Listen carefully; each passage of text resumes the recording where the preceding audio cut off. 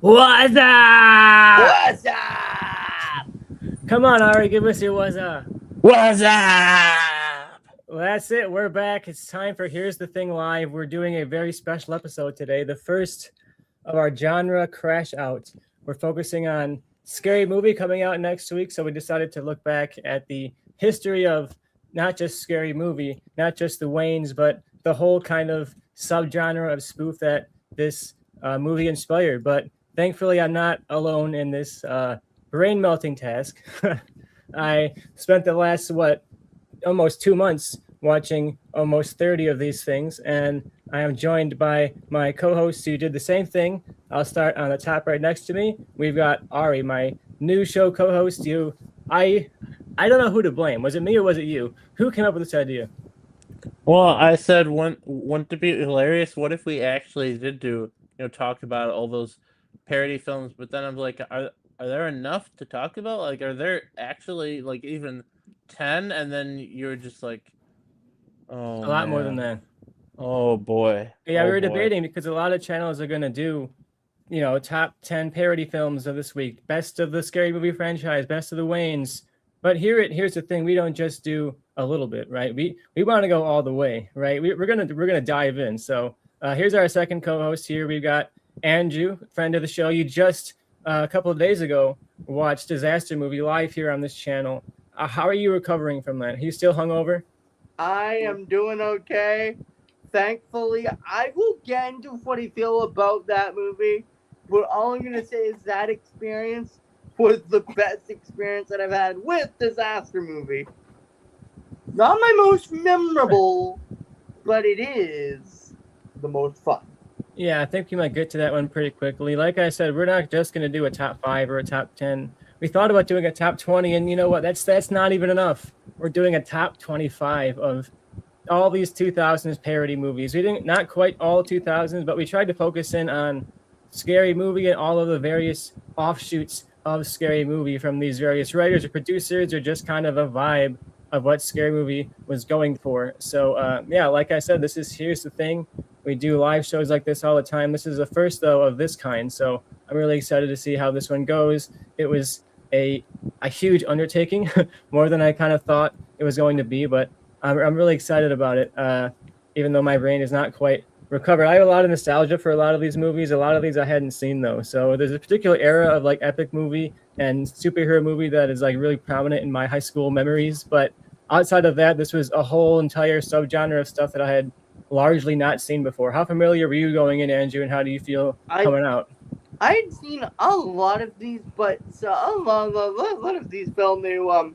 But advice for the if we do a genre thing again, this is harder because say if we were doing westerns, for example, there's so many different styles of westerns. Mm-hmm.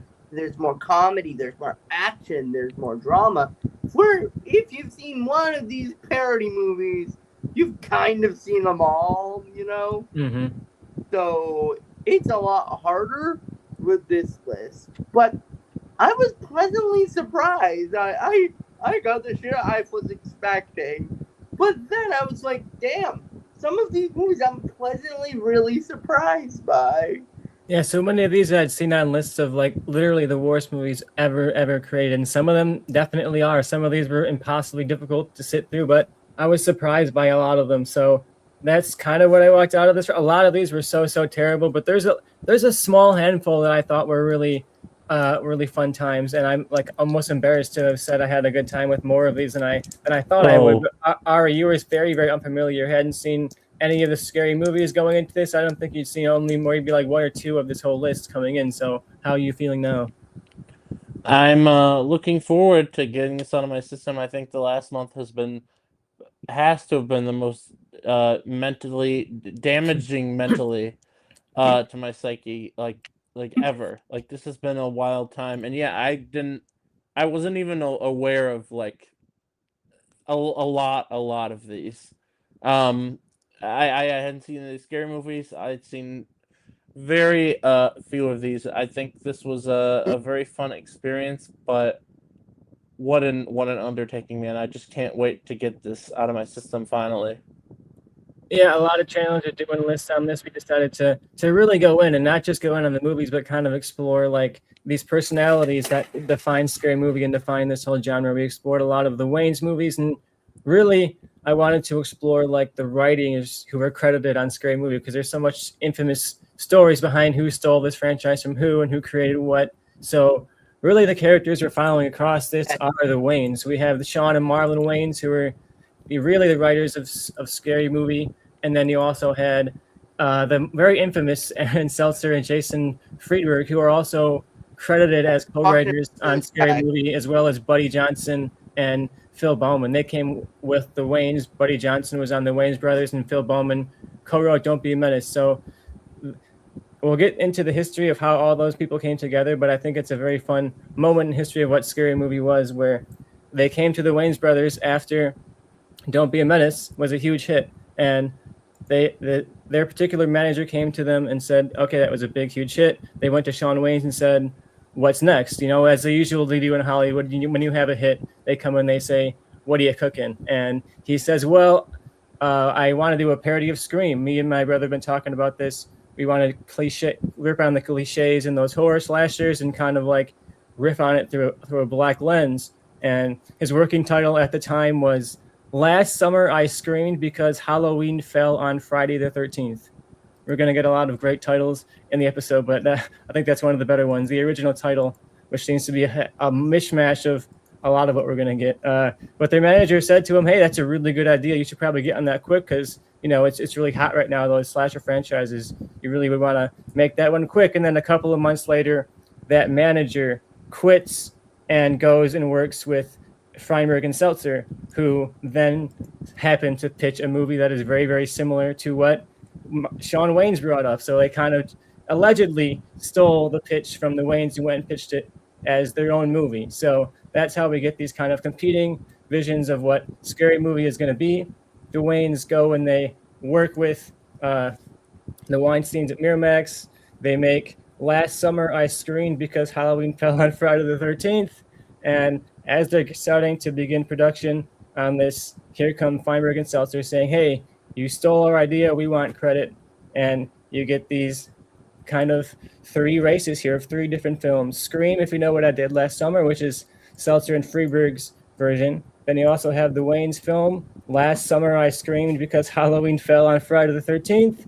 And then you had Lionsgate following that up with "I Know What You Screamed Last Semester," which eventually became known as "Shriek If You Know What I Did Last Friday the 13th. So we have this arms race to make the parody of Scream that kind of births all of these movies that we all watched together for the last month. So somehow that race to make the parody first created this whole entire subgenre. So that's a pretty fun origin story, even though it's a lot of like Hollywood backstabbing and stealing of ideas, and we'll get to that even more as we go along. But a really classic Hollywood story of an up-and-comer making a movie, pitching an idea, and the studio just ripping it off.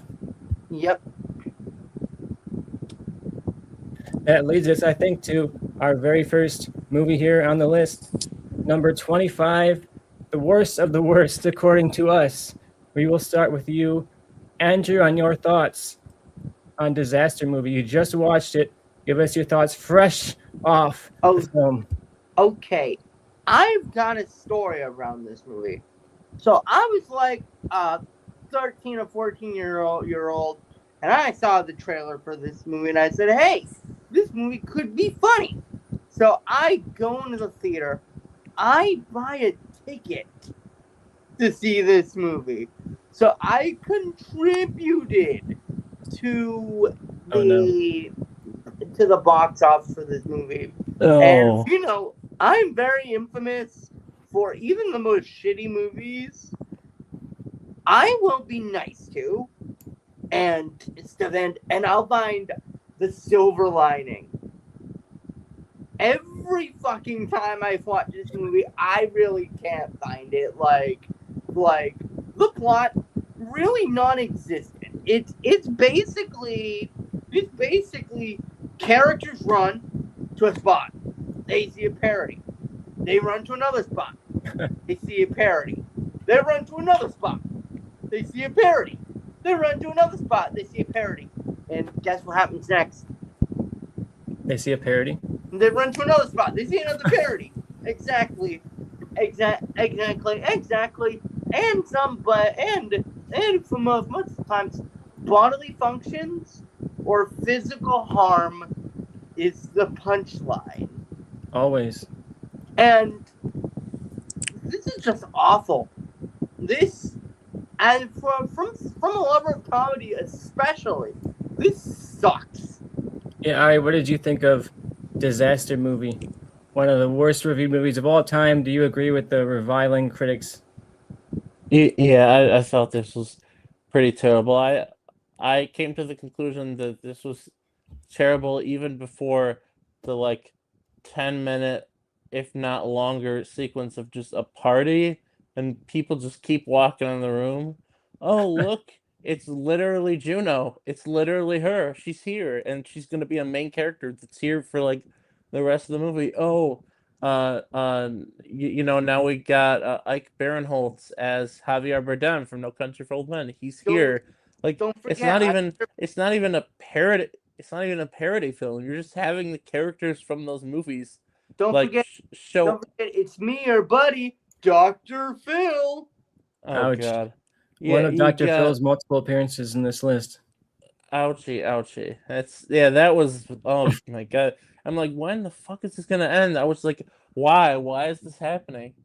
Why am I seeing all these characters just come in? Like, what is the point of this? And then where the movie goes from there, it just, it never ends. It just I think what defines the bottom of this list is how mean-spirited it gets. Like, this isn't really making fun of a genre or making fun of films. It's just like kicking down at people and saying everything sucks and everyone is terrible. Like, this has the ultimate air of cynicism and just better than everyone kind of feel to it. It's making fun of people who are going through drug addiction and real people in the real world. It just feels very mean-spirited and not funny. Like, this is not making fun of disaster movies. There's a couple of jokes here and there that are funny because they're actually parodying disaster movies. There's moments where the girlfriend is stuck pinned down by a giant spear, just like in Cloverfield, and that's kind of funny because they're actually making fun of what the movie is supposed to be about. But then, like you guys said, this gets so lost in just here's everything. Here's all of these characters showing up. This is the ultimate embodiment of that kind of parody movie where it's just every single character, every single pop culture icon. Michael Jackson will show up in this. You're going to get everything, and it's just going to be puked at you. Okay, but the Michael Jackson cameo is actually good. That's the one been. good part of the movie where he's literally in the trunk with the child from Speed Racer and then also the monkey from Speed Racer. That's his one good cameo. And what makes this that movie worse, I forgot to mention two things. First of all, they make fun of Michael Jackson and Amy Winehouse, who both passed away within a few years of this movie coming out. So those jokes already feel even worse now because it feels like, they're mocking somebody that passed away, even though they were still alive when it came out. You gotta feel bad. You gotta feel bad for Michael Jackson in the last years of his life being parodied multiple times in these films, and it's the same joke every time, and it's just Jesus Christ. Regardless of where you stand with Michael Jackson, that's just unbelievable, man. At least they got a great movie in 2026, And also, Disaster Movie had the pleasure of not just once, but twice having a character or characters that the CGI or their outfits were so bad, it was like nightmare fuel. And I'm talking about the fucking Chipmunks, which have a 7-minute scene, and also the Kung Fu Panda. Both of those things, I'm like, can we just get that thing off the screen? Yeah, you mentioned it on the stream yesterday before we move on to another movie. When Kung Fu Panda shows up, the joke is just that it's Kung Fu Panda. Like the joke should have been, oh, Kung Fu Panda shows up and he just like pulls out a gun and shoots him, like something that would be unexpected, you know? This is just Kung Fu Panda shows up and he does Kung Fu. Like there's no joke there. It's just Kung Fu what's Panda. the is what's here. the parody? It's not a parody. The worst joke is the Night at the Museum joke. You know why? Why? No. The joke for the Night at the Museum joke, like with Kung Fu Panda, he says things and we're like, okay, guess that qualifies as a joke, even though it's not funny. But the Night at the Museum parody is literally if you see people just walking around, and I'm like, that's the joke? That's what you're gonna make fun of? Yeah, Night at the it's not. Museum? It's Like- not a parody. Sorry. It's not a parody, just acknowledging its existence. Yeah, it's not a parody if they're just literally saying the line from the movie. Like, what's the joke? Yes. Ready to move on I said to that our several number times. our number Yeah. 24. Do you guys have any other comments about this disaster of a disaster movie? Yeah, I don't think there's anything else that needs to be said about this one. We've got Like- so I like much it. to get through. We've got so much to get through. I think we're done. Yeah, if you want to watch Andrew have to get through this entire movie, like I mentioned, we didn't do. I wasn't on it, but Andrew, as well as a few other friends of the show, as well as Michael, got to do their monthly mistake was disaster movie this month. So go watch Andrew suffer through that thing, and then have to come back here and talk about it. But number 24 is the one that I believe Andrew did not have to make it through, which is not another movie. Now, you may not have heard of this one. I had not heard of this one, but this was late in the game of these parody films. Studio decided that they were going to make a parody of parodies, and it's I had it at the bottom of my list. Ari also had it at the bottom of his list. Andrew didn't watch it, so it kind of averaged up a little bit higher. But yeah, this was torturous. It was filled with like a bunch of burnt out actors, way beyond their days. Chevy Chase and Burt Reynolds having like the one scene wonder kind of people where they showed up for a set on one day and they shot as much as they possibly could on that one day to make them seem like they're a character throughout this movie. So many people show up in this. The worst is Michael Madsen, though. He shows up and he genuinely seems like he's asleep. Like Chevy Chase, Burt Reynolds leaves the production and then he's replaced by, he brings in this kind of hitman character played by Michael Madsen, who's there to like rough him up and get him to do this movie for real. And genuinely, him and as well as the rest of the cast all feel like they're actually asleep. They don't know what their lines are. They're mumbling through everything. You can barely hear what anyone is saying. It's kind of a parody of parody movies. It's about this film crew making a parody film, but not really. It's never actually about like a parody film at all. It's just really bad, like The Office style. Yeah, it's trying to be like, it's trying to be like The Office. I was watching this and like, why are they trying? What? This is supposed to be a parody of parody movies. Like, why are you even? There's not even like you could say, oh, what if there's an interesting creative reason they're doing that? It's something meta. No, they're literally just doing it. And the worst part of the film is it's not funny. In fact, it's painfully unfunny. And it's just like you get these comedic actors to do comedy, and they're just awful, man. There are some really rough jokes throughout, like literally the entire runtime. Yeah, and it's rough too because, like you said, it's not even parodying anything, and it just has to feel lazy. You talked about in the last one how there's all these really terrible tropes that come to be defined these parody movies of all the endless cameos and that kind of stuff. You could have made jokes about that, and there is here and there jokes of like, oh, this famous actor shows up for like a scene or something, but it's just not funny, and that's the biggest crime here. Really stacked cast of once famous actors that are just not funny anymore. I've got nothing to say about this. Don't watch this. I was watching this out of like curiosity, and it was genuinely just like so terrible. Okay, there is one scene in the first 20 minutes that's worth watching that accidentally predicted a horrendous real life tragedy. Oh, you are right about that. Maybe watch like the first 10 minutes. That's worth something that watching. Is shockingly poignant to the future, But that's all there is. Message me the scene because I'm very curious about the scene. Oh boy. We next have movie number 23, one that we all watched. That I think we'll talk about it. It's the latest entry in the Scary Movie franchise, Scary Movie 5. Oh, Very, very, very low on this list. We'll talk about why in a second. This is a strange entry in the Scary Movie franchise. It doesn't really have any of the previous cast. Like Charlie Sheen has a small role in the very beginning of the movie, but it doesn't have Anna Faris or any of those staples that hold this very loosely tied franchise together. But really, this movie is this low because I thought it was total shit. Like, I had this at number 20 on my list because I thought it was like genuinely unwatchably terrible. There's no jokes in here that are funny. Like, there's maybe one time that I laughed.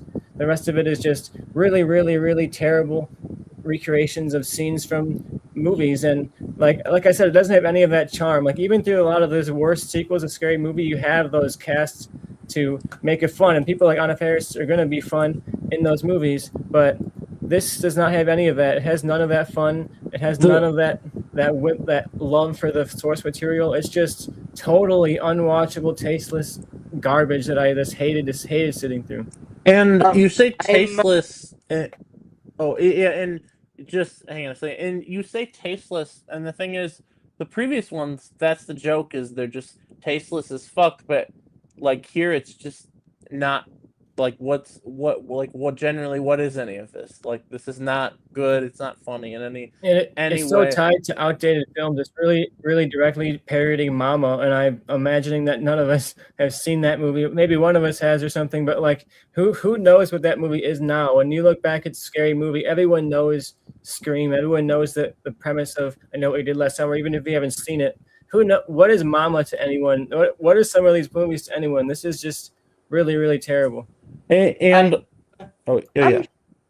shocked this is so low because for me this was bad, but it wasn't as bad as other movies. But to give it credit, there's one joke in this movie I did like.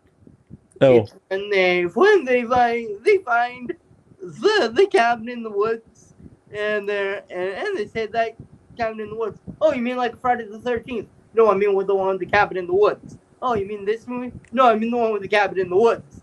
No, you mean this movie? oh no, I mean boy, that was I- awful. That was a did terrible make me joke. laugh, but it was the one joke that made me laugh. And other than that, this movie didn't feel like offensive to me. It just felt very bland and blah. It felt like that movie that you're like, I don't hate it, but I'm not going to remember it like 5 minutes after I turn it off. So, and as I was watching this, I noticed something. Oh, no, what'd you know? There was no bite to this movie. like You the noticed other that. movies had the offensive humor, but there was a few jokes that felt like, oh, they just pushed the envelope there, you know. Yeah, I'll take offensive humor over nothing. Like, that's what the Scary Movie franchise, and especially this whole subgenre, is known for. Is just like outlandish, shocking. I can't believe they did that. I made fun of that. And this was so safe. It was so milquetoast. It feels like one of those parodies that is really afraid to offend what it's making fun of. And I think that just makes it really, really dull. And this franchise, this subgenre, the worst thing it could be is completely forgettable and boring. And that's what this is for me. It was also really pathetic when they just literally had Snoop Dogg show up because, oh, he's the weed guy. We got to have the weed guy again. Yeah, there's no story here. It's just a couple of sketches that tie together. Like, at least the previous films and a lot, even like Date Movie and stuff, like there's a story you can follow a little. This is just stuff happening.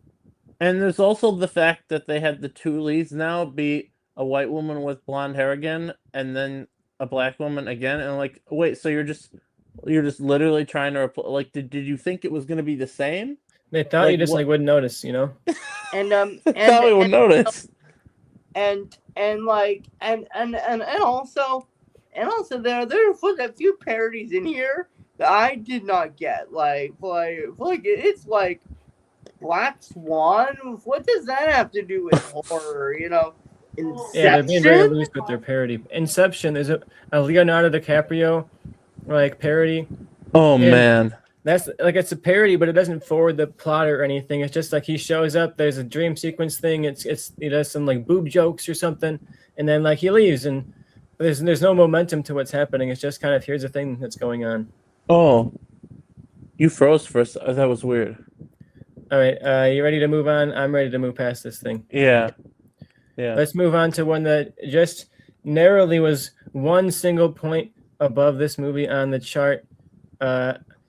Believe it or not, it's not at the bottom. Meet the Spartans. Somehow it did not make it to the bottom of this list. This is a real rough one. I'm going to start with Andrew, though, because you had this at a much higher spot on the list. Do you want to tell us where you had it on your list? Yes, for some reason, I actually like all the other Seltzer movies. I'm like, oh my god, that's awful, that's awful.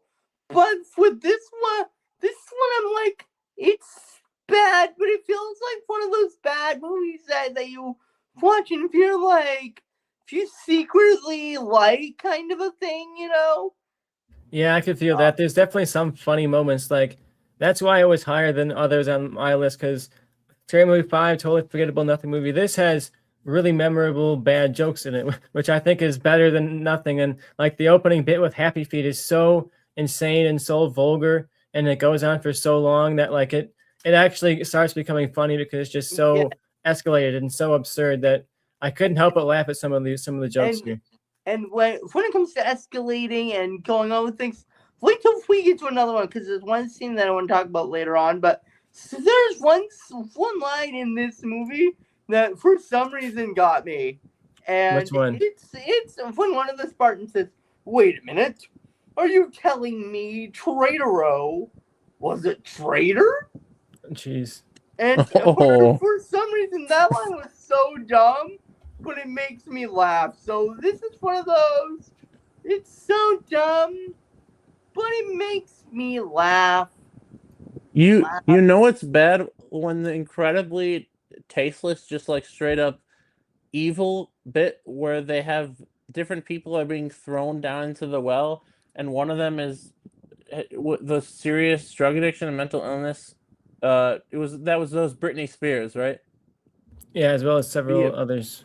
Yeah, Britney Spears just gets thrown down the well, and they're making fun of how, isn't it funny that she has a drug addiction and is mentally ill? Isn't she a clown? And the fact that it's bad when that's not the worst part of the movie. Again, this does fall into a lot of the tropes of the overusing things, especially that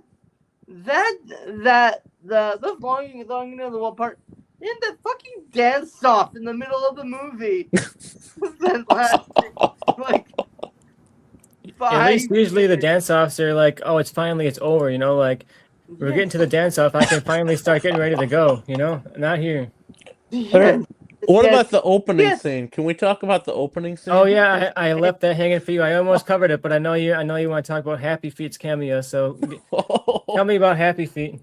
When the movie opens with the guy, and then he meets the penguins, and the penguin attacks him and shits in his mouth, and then you see the penguin balls go to his mouth. That was unbelievable. Actually, fucking beyond unbelievable. His penguin balls are going into his mouth. And you see the balls enter his mouth, and then I believe that you can also see like diarrhea shit exit the hole of a penguin's ass.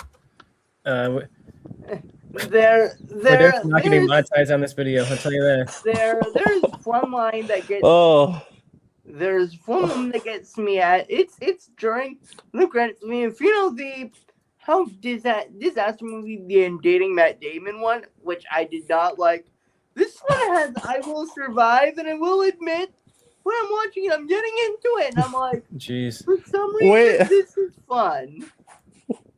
Wait, we forgot to mention that at the end of Disaster Movie when they have that song, I'm dating Matt Damon, and then it keeps going, and then in the unrated cut, they're saying, I'm fucking Matt Damon. Really funny. Really genuinely funny bit. But yeah, this movie, man, the dance off when that was happening, I was like, what the fuck? It's the beginning of the movie. we're not even we're nowhere being close to being done with this thing. Then Ike Barinholtz shows up, and he shows up in Disaster Movie, and Ike Barinholtz, interesting where he came from. Yeah, and Meet the Spartans, he plays like 8 characters or something. He plays so many characters in here. Same in Disaster Movie. Don't forget the guy that looked like the fat guy from Borat. Jeez. Oh boy. Oh yeah, we gotta talk about the fucking insane. It's not just like a cameo. The guy from Borat is like the main villain of the movie. He's in multiple scenes. And this is a huge like, oh look, we got the guy from Borat, and it's atrocious. It's not funny. Clearly they're like, look, he's fat. Isn't it funny that he's fat and stupid? And it's just, oh my god, it's so unbelievably terrible. Ross wants to mention that he's worked with the fat guy from Borat. I also want to shout out Ross. Happy birthday. Tomorrow is Ross's birthday. So he's celebrating his birthday eve watching us crash out on the Parody movie genre. boy. I appreciate that, Ross. I'll mess you with Fitz. Did you have birthday later, Ross? Ross, I'm so sorry I didn't do it earlier.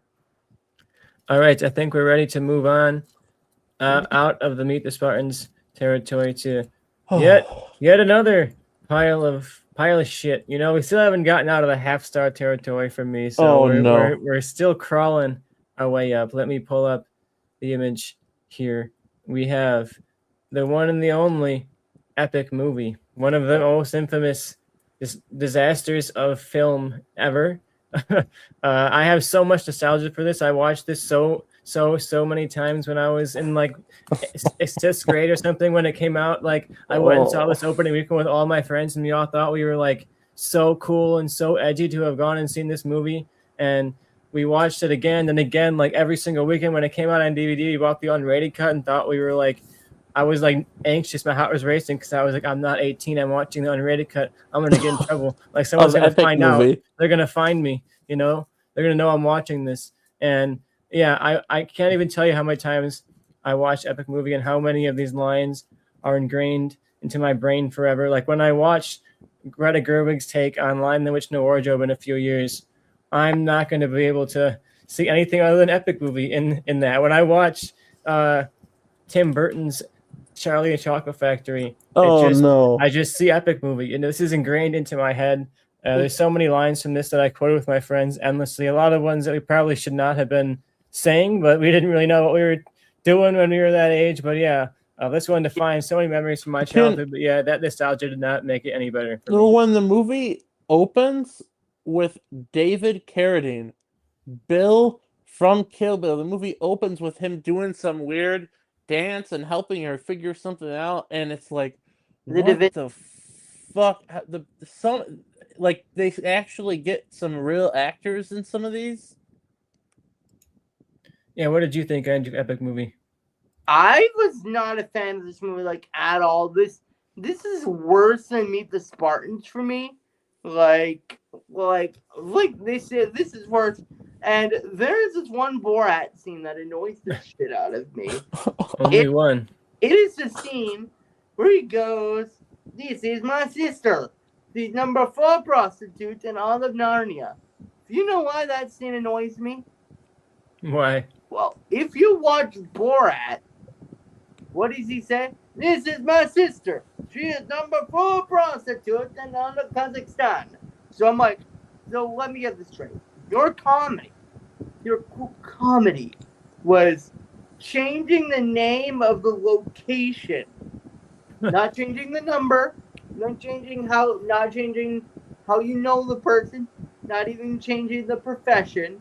Like if he said she's number 4 hoe bag in all of Narnia, you know, that would have been like not funny, but it would have been like, no, okay, I see what they did. Now I gotta hear Tristan do the voice real quick. Yeah, I don't know if I can do that, you know.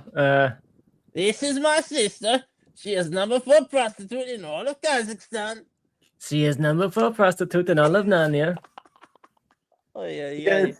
It felt like somebody was stealing an essay and just changed like 1 or 2 of the words. Yeah, this is the most chat GPT of these movies. Like, I know it wasn't around back then, but I wouldn't be surprised if they somehow teleported in like found chat GPT in the future and like wrote this with that.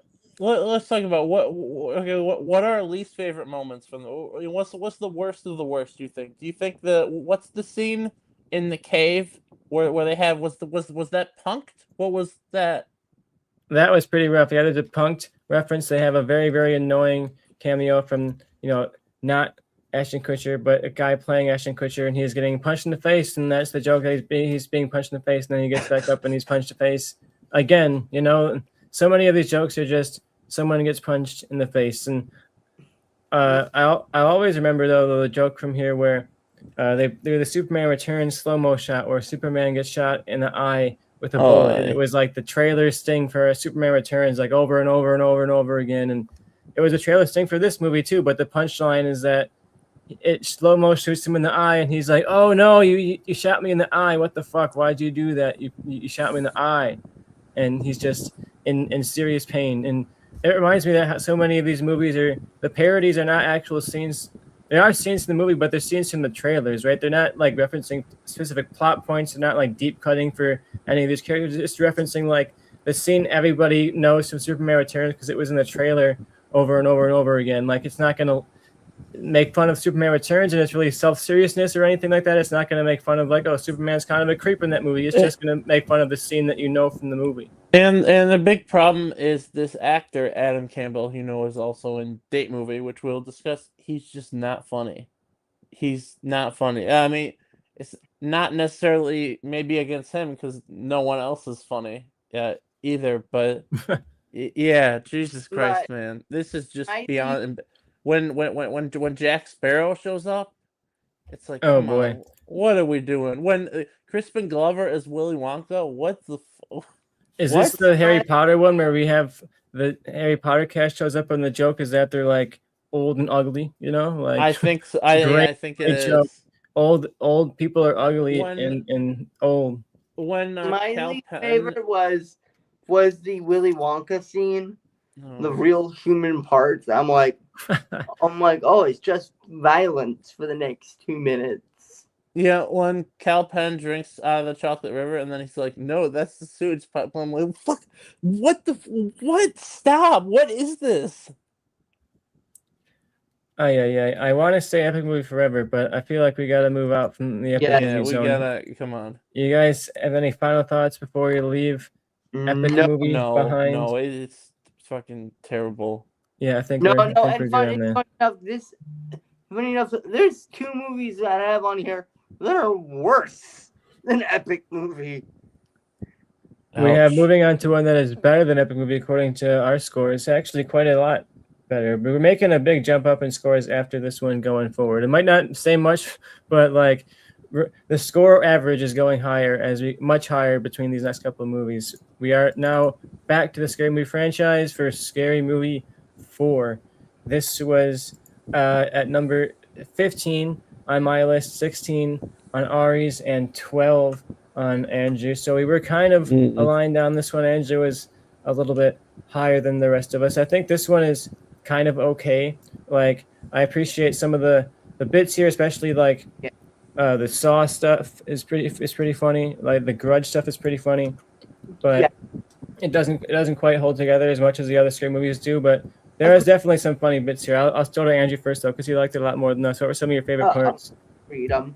It still had the bite a little bit. It still had moments of that bite in it, like just a few more moments of it. But I'm like, I can still pick up on it. But this is where it really started to feel like this is the moment that they started to go off course. But you could still see that they tried, and I love Cindy, but I fucking adore Brenda so much. And I'm like, any movie that is Cindy and or more importantly Brenda, I'm like, I'm going to like just their interactions and all of their stuff. And I like the world's parody, and of course the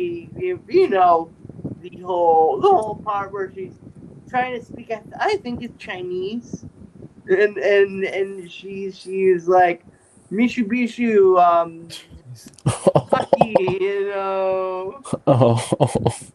Yeah, that's one of the iconic Scary Movie jokes to me is when they parody The Grudge and she just starts saying random Japanese words like Toshiba and they caption it as if she's actually speaking Japanese. It's very tasteless, but it's just funny. Like it's so dumb that I can't help but think that it's really, really funny, and that's what I she's think like this movie has going for it. Toyota Camry, and wow, you're fluent.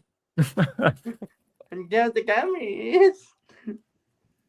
And I really like the War of the Worlds stuff going on here because as much as I like that War of the Worlds movie, it had that like really self-serious post 9/11 thing going on, and I think they do a fun job making fun of like that really, really serious but stupid stuff is happening, like the son running up to the military and stuff like that. And like he has that really direct Tom Cruise line here and there, like if you don't get in this car, you're going to die. And like they go through the plane crash scene and like shots of a daughter screaming and like exact shots seen from the War of the Worlds movie. And at some point it feels like they're just doing the shots and there's not really like a joke there, but I appreciate that this is like so directly inspired by just a couple of movies. It gives it a lot more focus than a lot of the ones we've had lower on the list, where we're back to the point where they actually feel like they're telling some semblance of like a plot in here rather than just trying to shove as much as they possibly could shove in there.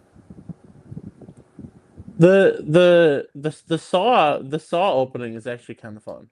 Yeah, you get Dr. Phil and Shaq on the opening scene. They're in the Saw bathroom, and there's a very time-specific joke that they can get out of it, but Shaq has to make a free throw. And if you watch basketball in the 2000s and earlier, you know that Shaq was infamous for being a pretty popular and strong player, but he could never make free throws. He always would cave to the pressure and miss free throws under pressure. So that's a nice little reference to Shaq's career in basketball.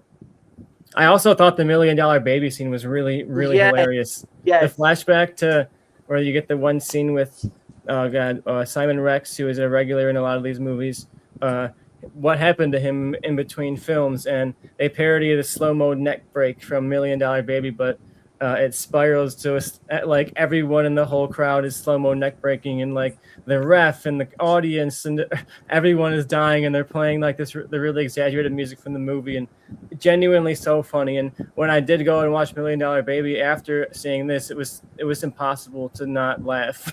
But like it's such a serious moment in $1 Million Baby, but after seeing this, it takes the piss right out of it, and that's probably my favorite scene of this whole entire movie. I was dying laughing. Yes. Another funny joke is when George Bush essentially is in this, and he's played by an icon. You know, he shows up a lot in this film, but Leslie Nielsen plays essentially George W. Bush in this, and like they do the famous scene where he's told about 9/11 in the news, like the image of him being told while he's reading to children. But in this universe, he's just like so invested in the children's story. He like needs to know what happens. You know, like people are always like, why didn't George Bush stop reading the children's story? Why didn't he leave? And in this reality, it's because he was just like really into the plot. You know, he had to know what happened to the little rabbit or whatever it was. Leslie Nielsen is a joy. Even the worst of these, he's fun to see show up and always seems to at least care a little bit. Agreed. There's a parody of The Village here as well. There's a repeated line from a character in this that I'm not going to say on mic, but I'm not going to have myself recorded saying that line, but it was one that I said many times throughout my childhood. Let me tell you. Oh boy. What about the UN scene? Oh yeah, bring that one up. That was a fun one. Where Leslie Nielsen, is undressed, and then everyone else in the room gets undressed. I actually thought that scene was actually quite entertaining. I'm very ashamed to say I thought that scene was actually kind of fun. Jeez. We got one more. Oh, well, anything else about Scary Movie 4? I know it was one of the more popular ones on the list. So, what did you guys think? Anything else to say? You're gonna go on. I still had fun, even though this was starting to go in the bad direction. I still had a blast with this one at the end of the day. Yeah, this is one that I could see myself coming back to because I do have a lot of nostalgia for it, and there is a lot of fun stuff here and there to be had. One that I could not see myself coming back to anytime soon is our next entry, Date Movie. It averaged a little bit higher than Scary Movie just because I don't believe Andrew ended up seeing this one. But this was pretty rough. I think this was the beginning of the true spiral for Friedberg and Seltzer coming in and taking over this thing and turning it into a total pile of garbage. Like, this is the beginning of that era where it went from parodying a specific genre and sure being pretty lowbrow and tasteless, but like being specific and focused and having some level of a love for its source material. And this was just the beginning of that. Here's Napoleon Dynamite. Why is he here? What's the joke? I don't know. He's just here. He's Napoleon Dynamite. You know who that guy is, right? He's here. And there's just like, of course, a full first act of Allison Hannigan from How I Met Your Mother, as well as American Pie, in a very humongous fat suit, just going through the world in this fat suit, and everyone is disgusted by her because, oh my God, look at this person who's fat. I can't believe they're fat. And then there's just several really, really awful jokes referencing, various date films. But what do you think, Ari? Give me your thoughts on this one. The opening is abysmal, but it was kind of funny though when she sees the guy looking at her and she's like, "Oh, someone likes my pathetic fat self," but then he's actually gay, and he bumps himself up against the other fat guy. I'm like, okay, I really, really hate myself for kind of enjoying this one moment. But yeah, this was the joke that she gets to a restaurant and her dad is like black, and he seems like he's like not like a lot older than he's like literally her age, and they imply that, like, I'm pretty sure they're implying he's her biological father, even though she's fully white. And he's also like, you're actually also Asian and Jewish, and you're also Indian too.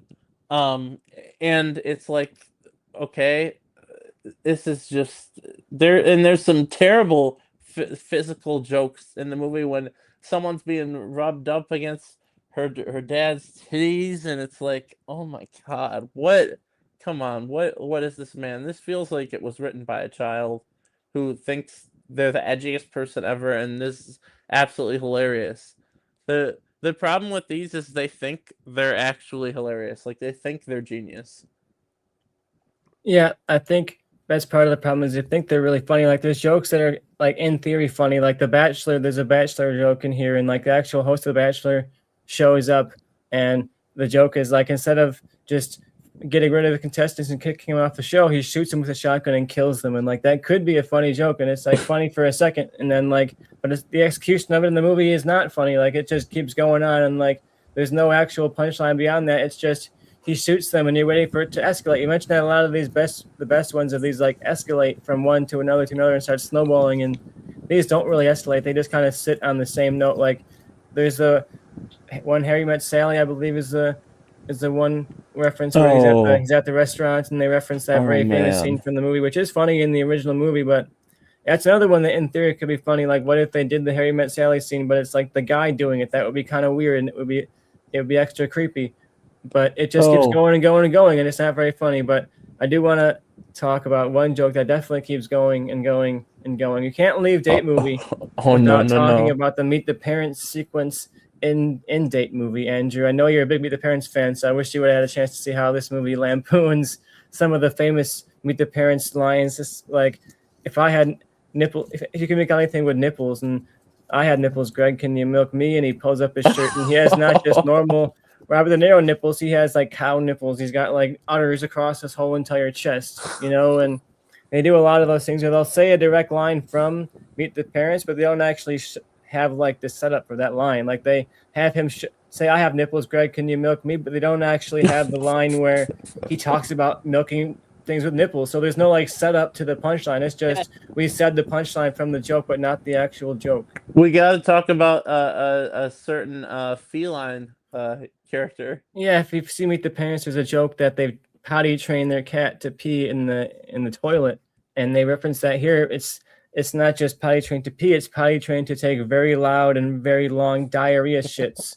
And there's a very, very long sequence cutting back and forth from the main character's shocked face to a very low budget cat puppet shitting itself for a very, very long time. Very loud farts, very wet farts. You can hear the wet shit kind of pouring out of this cat's butthole, and That's why you watch the unrated cut of these things, because it's not just it's extra long. You got to get more of that. You got to get the lore so you can get all of that. I chose to watch the unrated cut, and there was literally no reason in the fucking world I had to do that. You were about to watch the regular cut. I was like, wait, no, you can't do that. You got to see the unrated cut for this. This is why. This was the scene that I wanted you to see. This was like the whole scene that This scene is why I was like, let's do this video. I've got to see what Ari thinks about this scene.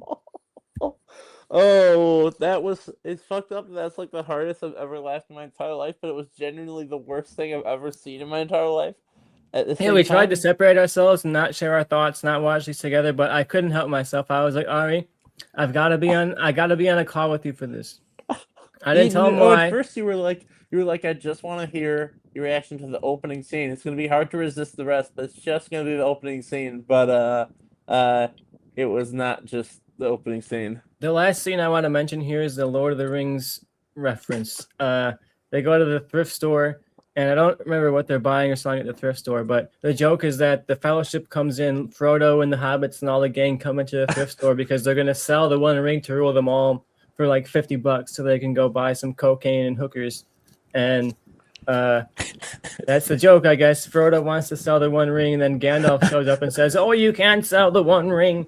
And then Frodo kicks Gandalf in the nuts, and Gandalf just falls over in pain, and he says, "My precious." Oh, what's fucked up is they do that same "my precious" joke in Shrinking, and it's probably equally as bad. Yeah, me and my friends and all of my classmates would very, very often in the middle of class just be like, "My precious," and like, quote. We weren't even quoting Lord of the Rings. We were quoting Date Movie. That's the worst part about it. We would say "My precious," and we would think it was from Date. We'd be like, "Oh yeah, that funny scene, that hilarious scene from Date Movie." Yeah, hilarious scene. I was laughing so hard. Jeez. All right. Anything else about this true disaster of a film? One of the more fun ones, to be honest, because it's just so shockingly rough. Tony Cox, the legendary Tony Cox, "I'm hitched, bitch." When Tony Cox is literally hitched. Hilarious, right? Oh, that incredible scene where they have to kiss each other. Now that Tony Cox is like the Stan Lee of this. I love seeing him show up. He's always kind of like a jolt of happiness. I had seen Hitch a few times. I liked Hitch when it came out, so it was fun to see Tony Hawk's not in this. Tony Cox play Hitch, and then you get the Yoda. He's dressed up as Yoda at one point, and then they reference Pimp My Ride. Have either one of you seen an episode of Pimp My Ride before? That's what I want to know. No. Yeah, Pimp My Ride was a show on MTV where people would come in and, pimp out someone's car from a shit car to a great car, and they do that on her in the makeup montage. Kind of a funny joke, I guess, but it's absurd that it's referencing a show that nobody knows anymore. No one has seen that. Yeah, and now she's now she's not flawed. Now she's not stupid and fat. She's normal now. Nick is asking if I'm rooting for the Knicks or the Spurs. I'm rooting for the Spurs in 7, baby. They're having it was a slow start to the series for them, but I think they're going to close it out in 7. Let's move on to the next movie here. Where are we at? Oh, geez. We covered Date Movie. Now there's an interesting one here because this is one that we have very different opinions on between two of us and one of us.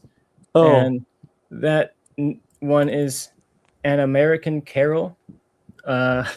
This was very low on Ari and I's list. It was not low on Andrew's list. So I'm going to go ahead and start with Andrew. Tell us what number this was at on your list first, and then give us your thoughts on the movie. It could be because I wasn't watching it like offended. I was actually invested in the story. It actually felt like it had more of a story to it, which I did appreciate. But my issue is it feels like it's trying to be South Park without being South Park. Like it's like, oh, we're gonna be really edgy and have political humor in it, but you know what the biggest issue is? It is so one-sided. That's a big problem with it. I don't mind stuff like South Park because they're sweeping. They're going to make fun of all the perspectives, all the different minority groups. And this doesn't feel like it's trying to do that. It feels like it's trying to send a message. And when you're trying to be a real movie and trying to send a message, I feel like you could be treated a little bit harder than the average one of these. But yeah, you had this number 10, Andrew. So I'm pretty shocked that you had it in your top 10 on this list, because me and Ari both had it at the bottom of our list at number 22. Yeah, I think it was. This is one of the most embarrassing movies I've ever seen. Beyond just being terrible, it's just embarrassing. And like Tristan can comment on this more than me, but like it's an actual it's trying to be a satire on liberalism, and it's essentially like a pro-war movie, right? The movie Yeah, a lot of people haven't seen this. The premise of it is essentially that it's a Michael Mann parody. Michael Moore parody. You're following Michael Moore, the director of Bowling for Columbine, all those very viciously liberal documentaries in the Bush era, and you're following him essentially going through a Christmas Carol kind of storyline. He sees the ghosts of America's past, present, and future, and he essentially is haunted by Kelsey Grammer and various other right-wing actors who teach him that actually Michael Moore should love America, and that if you're anti-Bush, anti-war, that means that you hate America, and war is actually good. It's definitely a straight up pro-war movie, and like a movie doesn't have to agree with my beliefs for me to like it. I don't really care if a movie says what I believe or whatever, but this is just such a blatant attempt to try and send a message and try and be like a pro-Bush, pro-war movie, and make fun of people for having the audacity to want peace, having the audacity to think that people are equal. There's a line in here where they essentially make fun of Michael Moore for thinking that all people are equal. Like, that's the joke, that he thinks all people are equal. And there's one joke in this movie. It is so dumb, but it really did make me laugh. Because if you have these Middle Eastern characters in that movie, and there's a scene where he goes hey Ahmed or something like that, and 50 of them put their heads up. That's a pretty good joke. For some reason that was so stupid, but I'm like, okay. The one joke I kind of like is Osama bin Nielsen. This is still a Zucker movie. Yes, Osama bin Nielsen, that's a great cameo. We talked about Leslie Nielsen shows up in all of these. He's the narrator in this, so he's telling the story as this kind of layered perspective, but he also plays Osama bin Nielsen. And yeah, he shows up in one scene to play like a terrorist actor who's auditioning for a role and then disappears. And feeling the name Osama bin Nielsen is just too good to not. Yeah, that's like the main reason I was like, we have to watch this one. And I'm sure, I mean, Kevin Farley is probably not a bad actor. He's been working for a long time, but this is just a nothing. At first, I was like, this is kind of fun for the first 10 minutes. It's not bad for the first 10 minutes. And then once you realize it's an anti-liberal Christmas Carol. And you know what the worst part is? I've not seen A Christmas Carol. Oh my God. This is your first experience with A Christmas Carol. That's pretty rough. Technically, that just all right Will Ferrell, Ryan Reynolds movie, Spirited, was my first. But yeah, this is just really rough. And there is funny stuff here and there, it is a Zucker movie, but this movie reveals, I think we know what David Zucker's political beliefs are. But okay, it also was funny when it was either Kelsey Grammer or a different right-wing actor that opens this door and you see the rubble of 9/11. And he said, "What is that?" And they said, "It was the World Trade Center." It's literally the rubble of 9/11. But yeah, having those Middle Eastern actors be a central point in the movie, I think that makes the movie even worse, because it's a Republican who's pro-war trying to look, it's funny. We have these silly Middle Eastern terrorist characters, and it's like, oh, Jesus Christ. And this was one of the last films that David Zucker directed. The last film he directed was Scary Movie 5, but I believe the director of Space Jam: A New Legacy was the main director. But this is, man, so embarrassing. And Kelsey Grammer, You said this to me a few days ago. No wonder he was quick to that doomsday call. Let's look at his career. If you're saying yes to this, I think that's indicative of where your career is. Yeah, I feel like that's like the state for a lot of these actors here. A lot of washed up and forgotten people. But we'll move on here now to one that is going to be Ari talking for a second, because it's actually only Ari that watched all of this film. But No. it's Dance Flick made the list. I didn't make it Oh. through Dance Flick, but you made it through Dance Flick, so it made itself on the list. Yeah. Here. What's your thoughts The on Dance Flick? biggest takeaway from this movie is that it's just Marlon Wayans, the Wayans, trying to do like scary movie again. Like they literally like parody horror in this movie, which is the same thing, the exact same thing that they were doing in the original Scary Movie. You know, they're parodying the Matrix and stuff, which is fine or whatever, but they just don't have it anymore. It's not the same. You guys need a better filmmaker, and it's just the crazy part is parodying Step Up and parodying High School Musical, but like that's it. You're not gonna parody like Footloose or Dirty Dancing or anything. And it's just, how do you not parody Footloose? And it is kind of a funny joke, I guess, that the high school is called Musical High School, and Marlon Wayans plays the acting teacher at the high school, and he's giving a very over the top performance, and that's kind of funny. But yeah, it's just a nothing, just trying to be a scary movie again, and it's just not working. Let's talk about someone trying to recapture a scary movie again, because our next entry here on the list is Scary Movie 2. Oh. This is interesting because it was basically killed off by Ari. I'll say that because it was not low on either one of our lists, but it was certainly low on Ari's list. It kind of averaged out to right sort of in the middle here, because Andrew had it in his top 5. What? Wait, it was not low on your list? I had Scary Movie at number 12 on my list. But Scary Movie 2. Scary Movie 2, I had it 12 on my list. Okay. And Ari had it at 21. It did not actually make the top 20 on Ari's list. So we got to start with Ari. You had it at 21. Outside of your top 20, very, very low compared to our list. So, what you got against Scary Movie 2, This movie man? is fucking terrible. It's not funny. It's aggressively unfunny. I don't give a fuck if a movie is offensive. It's terrible. The parrot joke. I'm a parrot. I'm gonna say sexual things. I'm like, wow, fucking hilarious. Were you 5 when you write this? This feels like it was written by like a 5-year-older who found out about edginess and R-rated humor. Is like, I'm gonna write a script. Like, you should be embarrassed if you were associated with this film. Like the Chris Elliott character, his hand is deformed. Look, it's funny. He's different. He has a deformity. And then, oh my fucking god, David Cross, are you fucking kidding me? The joke is he's in a wheelchair, guys. Isn't it funny? He's in a wheelchair.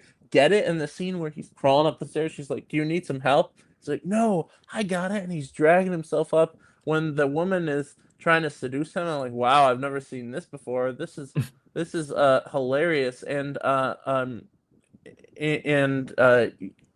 it's just absolutely unbelievable. I mean, what do you like the film? I'll talk about my thoughts, because when I watched this towards the beginning of this watch, because we more or less went in release order, like I curated a list. Andrew didn't watch in that order, but for me and Ari, more or less, we watched more close to release order. So this was pretty early. And when I watched this, I was like, this is one of the worst movies I've ever seen. This is one of the worst sequels, one of the worst anythings I've ever watched. This feels like I've been tortured. And as the month went along, we started filling in the bottom of this list. I started seeing Scary Movie 2 go up and go up and go up. And I was like, oh no. Am I like gaslighting myself into liking this movie more and more? You remember when I said to you, there's no way it can get worse than this. There's no way. To me, what I liked about this is that it gave us a chance to kind of slow down with some of these characters, like, and see them spend some time together. Like Marlon Wayans' character, Anna Faris's character, they didn't really interact all that much at all in the first film. So in this, you got to see those characters spend a lot of time together. There's a really funny moment where Marlon Wayans is like rolled up into a giant Marlon Wayans joint by the ghost and like smoked. The ghost like smokes a giant Marlon Wayans joint. That's the kind of absurdity that I liked seeing in this, when they really pushed it to just like Scooby-Doo levels of goofy. And towards the end, when like they're having like a race, like David Cross is in a wheelchair and he's like racing the ghost who's also in a wheelchair down the hallway, and like they have like these flames coming back behind their wheels, and like it's so absurd and so cartoonish that I kind of had a fun time with a lot of the stuff here. But God, that Butler character who's just like totally disgusting, and like he keeps sticking his hands in the the mashed potatoes and stuff, and like I felt like I was gonna throw up watching that character. That joke lasted way too long. Despite it having a lot more Grozo humor and a lot more of that, I still had a lot of laughs with this movie. That's why I put it high, put it higher, even though you did start to see some of the in the armor, you started to see some of the issues that later movies would have. I still had a lot of fun with this one. I know Tristan isn't, but Andrew, are you aware of any of the people who were up for the role of Father McFeely, the parody of Father Marin in the opening scene? No. So, who was he played by in the opening scene? People don't know. James Woods, the legendary leftist, far leftist, definitely not conservative. I don't know about that at all. He's a big socialist. James Woods, who was also in but he played the role, but originally they wanted Marlon Brando, and he was gonna do it. But then he got sick and unfortunately passed away. But one of the original people, there was Charlton Heston that was a contender, but there was jokingly, the Wayans said that they did consider Bill Clinton for the role of Father McFeely. Could you imagine? Could you imagine if Bill Clinton in the scene where he's literally raping the girl, and the joke is, isn't it hilarious and epic that he's raping her? And it's like, can you fucking imagine, man? Where I have mixed thoughts on James Woods. He's one of the actors that don't like his politics, but when he's in a movie, he can be very funny, like Hercules, you know. Yeah, I mean, he is a great actor. I'm not gonna deny that. So what? I had a lot of fun with this movie. So what did you guys think of that opening with him, Andy Richter, and also Natasha Lyonne? I think it's pretty funny, like especially when the opening joke, they saw the family singing this frolicking song along the piano, and then he says, "Oh, have you guys heard this one?" And they perform a not appropriate song filled with the N-word, and you see these people like joyfully singing the N-word to the piano in the opening sequence, and then they parody the scene where Reagan pees herself by having her just like pee herself for a really, really, really long time, and like all over the floor and the carpet, and it just keeps going and going. The peak of comedy, man. How could you not like that? Oh boy. Anything else on Scary Movie 2? I am curious because this is when the Wayans left the franchise. They were trying to get the debate going down for how much they're going to get paid for Scary Movie 3, and then the Weinstein Company and Miramax just said, okay, if you're going to, if you want to get paid more, then we're just going to go with somebody else. And I can see why that really frustrates them, because sure, this might not be like the best franchise ever or anything, but it was a huge hit for their studio, and to go and then force the Wayans out of this franchise when they had that sticky situation at the beginning where the two duo tried to force their way into the Wayans brothers film. Yeah, and we're missing out on, they were giving us such great cinema, such brilliant comedy. We really lost something without them.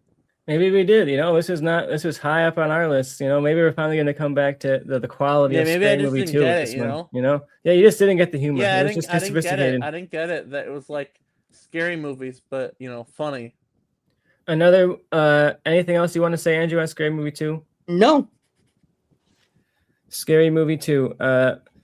Do I have any other thoughts on this? Not particularly. It's just not very funny and kind of repetitive on a lot of the jokes. I just think is what hurts it. Like it goes back to the well of like this guy is gross and he's touching the food a lot. Like it doesn't really like escalate like a lot of these ones do in that sense. But it does escalate to like the absurdity there, which I like. This and I feel like Date Movie is even much worse in terms of like where comedy was in the 2000s. Look, isn't it funny? He's gay. Look, isn't it funny? She's fat. Isn't it funny? He's deformed. He's different. And it's like, come on, man, I get the joke. And then it keeps going the whole movie. But Chris Elliott will return in Scary Movie. Yeah, we're going to finally get a lot of these people back. I'm very curious where the newest one falls on this list. But we'll talk about that because we are going to review the new Scary Movie once it drops. So come back to that. So not going to be a video like this, but we'll be reviewing one movie in that one. So we'll see how you feel. It's going to be a fun experience. You guys ready to move on to another divisive one? Oh, boy. We next up have a film that I know Andrew is lower on to an extent than the rest of us. But let me pull it up just 1 second here. I'm feeling to know what it's going to be. Yeah, I think you can guess. We have 50 Shades of Black. The very recent. Oh my God. And to be parodying 50 I Shades just of Grey. watched this. Jesus. Yeah, this is a reviled film. Like one of the lowest averages on this list in terms of any of these films. I was not expecting it to be high on this list at all, but I'll start. Before we get to the two of us, I'll start with Andrew, who had the lowest of all of us at 17. So, Andrew, what was it about this movie, that you didn't like? I legit could not stand this movie because every joke felt like, you get it? Race. You get it? Sex. You get it? Race. He's black. So Scary Movie 2. Jeez. No, this is worse than Scary Movie 2. And it had one of the worst. It had one scene that had my jaw on the floor. And if you know what that scene was? The Bin Laden scene? No. It was when they're at the family's house for dinner, and they said, "We piece of his culture, fried chicken and Kool-Aid," and I'm like, "Whoa." When she says, when she's I'm like, at this point, where's the watermelon at this point? Like, they're going that offensive, and it just wasn't funny. It started out pretty good, but it's then kind of funny. Shit, this is the jokes of the entire movie. Yeah, some of them went so outlandish, it did make me laugh. Like this is the scene in the restaurant where he's rolling up the paper and he's whacking her saying, "Good doggy, good doggy, good doggy." That was so random. That did make me laugh. And I'm like, when they're on a date and he says, "No, you're not a dog. If I saw you as a dog, I'd do this." And he shoves her face on the table and just is hitting her bad dog. Bad dog. That made me laugh because I'm like, okay, this is stupid, but it's a funny stupid at that scene. And then it's getting worse and worse. You have this at number 14, Ari, so give us your thoughts on this one. Yeah, I didn't think this was that. This is not worse than, like, Dance Flick, or it's better than Scary Movie 4, it's better than Scary Movie 5, it's better than American Carol, it's better than not another movie, it's better than Meet the Spartans. It's not, it's just like certain other movies we were discussed where it's Marlon Wayans trying to be like Scary Movie again, and this actually might be the best, it might be one of the better attempts at that. It's not necessarily funny, but like I can see he's trying to get back to it. He is getting better. I think he is improving, and Marlon Wayans is good in the movie. And unfortunately, I have to agree with Tristan of a comedy said earlier that he is hot. I think he kind of gets away with some of this because he's not exactly bad looking. And there is a scene in this film where they decided to parody. Okay, did Magic Mike come out before Dance Flick released? I'm not totally sure. Dance Flick was 2011 because Dance Flick does not parody Magic Mike, and it's called Dance Flick, and this does. It absolutely does, and that scene was not the greatest. I can see why you would hate this, but unfortunately, I'm ashamed to say it, this is not the worst. This is absolutely not the worst of the worst. And then there was the bizarre scene where I guess they had to do it because that's what they did with Scary Movie. They parody something that's not horror. They had to parody Whiplash. What if they did Whiplash, except it's a woman and also there's a sexual aspect to it, even though he's a college student, and that scene was it was a parody of Whiplash. I would not say it was exactly extremely funny, but I guess it was kind of amusing just to see that. And the woman in that is played by the mother from the Brady Bunch. So if you want to see a very classic, wholesome family just defaced by being in this, you got that. You got a cameo Tristan, from the mother of the Brady Bunch doing a Whiplash slapping bit. Tristan? I had this higher than you did on my list, actually. How much higher? I had this at number 10 on my list. This is in my top 10. I thought this was actually genuinely pretty funny and like a little bit heartfelt, a little like not quite, but I quite enjoyed watching this, and I think it helps that it's so focused. Like it's focused specifically on 50 Shades of Grey, and here and there brings in other stuff, but it's not trying to make fun of like 1,000 movies. It's trying to make fun of this one specific movie and these very specific scenes within this movie that I think makes it fun. Like there's very specific references to 50 Shades. Like the brother of Marlon Wayans' character essentially was playing The Weeknd. He has like the Weeknd haircut, and he's like singing the song from 50 Shades of Grey while he's like having sex with the character and singing about how he's like gonna give her an STD and all this kind of stuff, but he's essentially playing The Weeknd, who famously had a song in 50 Shades of Grey. So those are pretty funny jokes, and like they do all those direct scenes from 50 Shades of Grey, but there's some fun additions like where you would typically have like the black best friend who's like quote unquote really ghetto and stuff, and then on this it's like you have like the white best friend who's doing all of those really tropey lines and talking about how she's gonna get dick and all this stuff. And I think that's a really fun subversion. That character is genuinely really funny in this. And the white best friend like thinks she's black and is trying to talk like she's ghetto or something. And they have this funny like best friend character who very clearly is into the main character and is constantly saying like, oh, I wish you'd like kiss me, or I wish you'd give me a hand job, or I wish you'd do all these things, and making such very, very, very obvious attempts to like take advantage of her. And it's dark and it's dumb, but it's so tasteless that I thought it was a lot of really funny moments in this. Remember There's the some line? Great dick jokes too. Like, he just pulls out the brother pulls out his dick and it's just like ginormal, like super soaker sized. They're just shameless about like straight up showing balls on camera. Like I appreciated how tasteless and shameless this thing was. And remember the line at dinner when it cuts to the big thing of Kool-Aid and fried chicken, and she said, "For Christian, of course, we have fried chicken and Kool-Aid. It's a very popular dish. Detroit. It's a very popular dish in Detroit, Michigan, specifically Detroit, Michigan." That was pretty rough. That was great. Yeah, Shameless. I think that if you are scared for the new Scary Movie, I think you should probably be terrified if you didn't like this, because this was directed by Michael Titties, right? Yeah, the same writers and the same director, the same cast. Like this is an extent to what you might expect from the new one, and it made me kind of more excited for the new one because this is such reviled in terms of its critical reception. It's one of the lowest averages on Letterboxd on this whole list, and I had a really good time with it. So if the new Scary Movie is hopefully better than this, maybe I'll love it. Yeah, I mean, I think there's a chance that the lower the critic score is, the higher the box office will be. Yeah, people will show up because they'll be like, "Oh, I'm going to show up the critics. I'm going to go see that one." I'm hoping it's better. I have a feeling that it's going to be better because I like the scary movies more. Anything else you want to say about 50 Shades of Black? No, I think I've said everything. I am not a fan.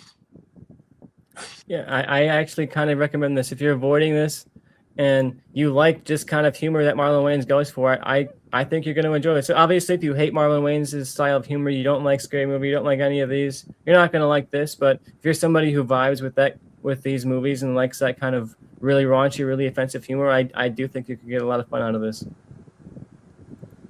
let's bring up another one. We can kind of talk about these two together, I think, because they ended up right next to each other here on the list. But we've got a haunted house / a haunted house 2. The Haunted A House haunted, Saga.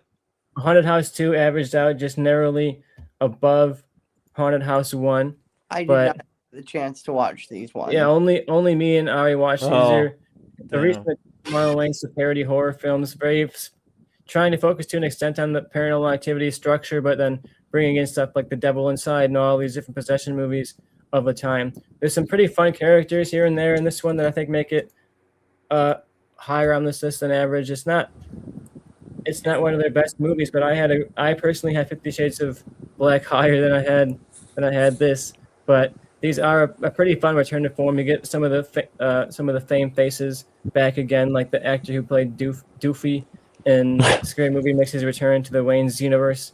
In this one, you have people like David Kosher, I think is how you pronounce his name, who's so many of these different comedies of this era. So you have some fun characters here and there that show up. Like there's this gay guy who's like a mind reader character that comes in to do like a seance or whatever in the house, and he's just like very obviously into Marlon Wayans and wants to have sex with him and is constantly asking him to like take his shirt off and like if you can touch him, and it's just like so shameless, like in the way that the original Scary movies were.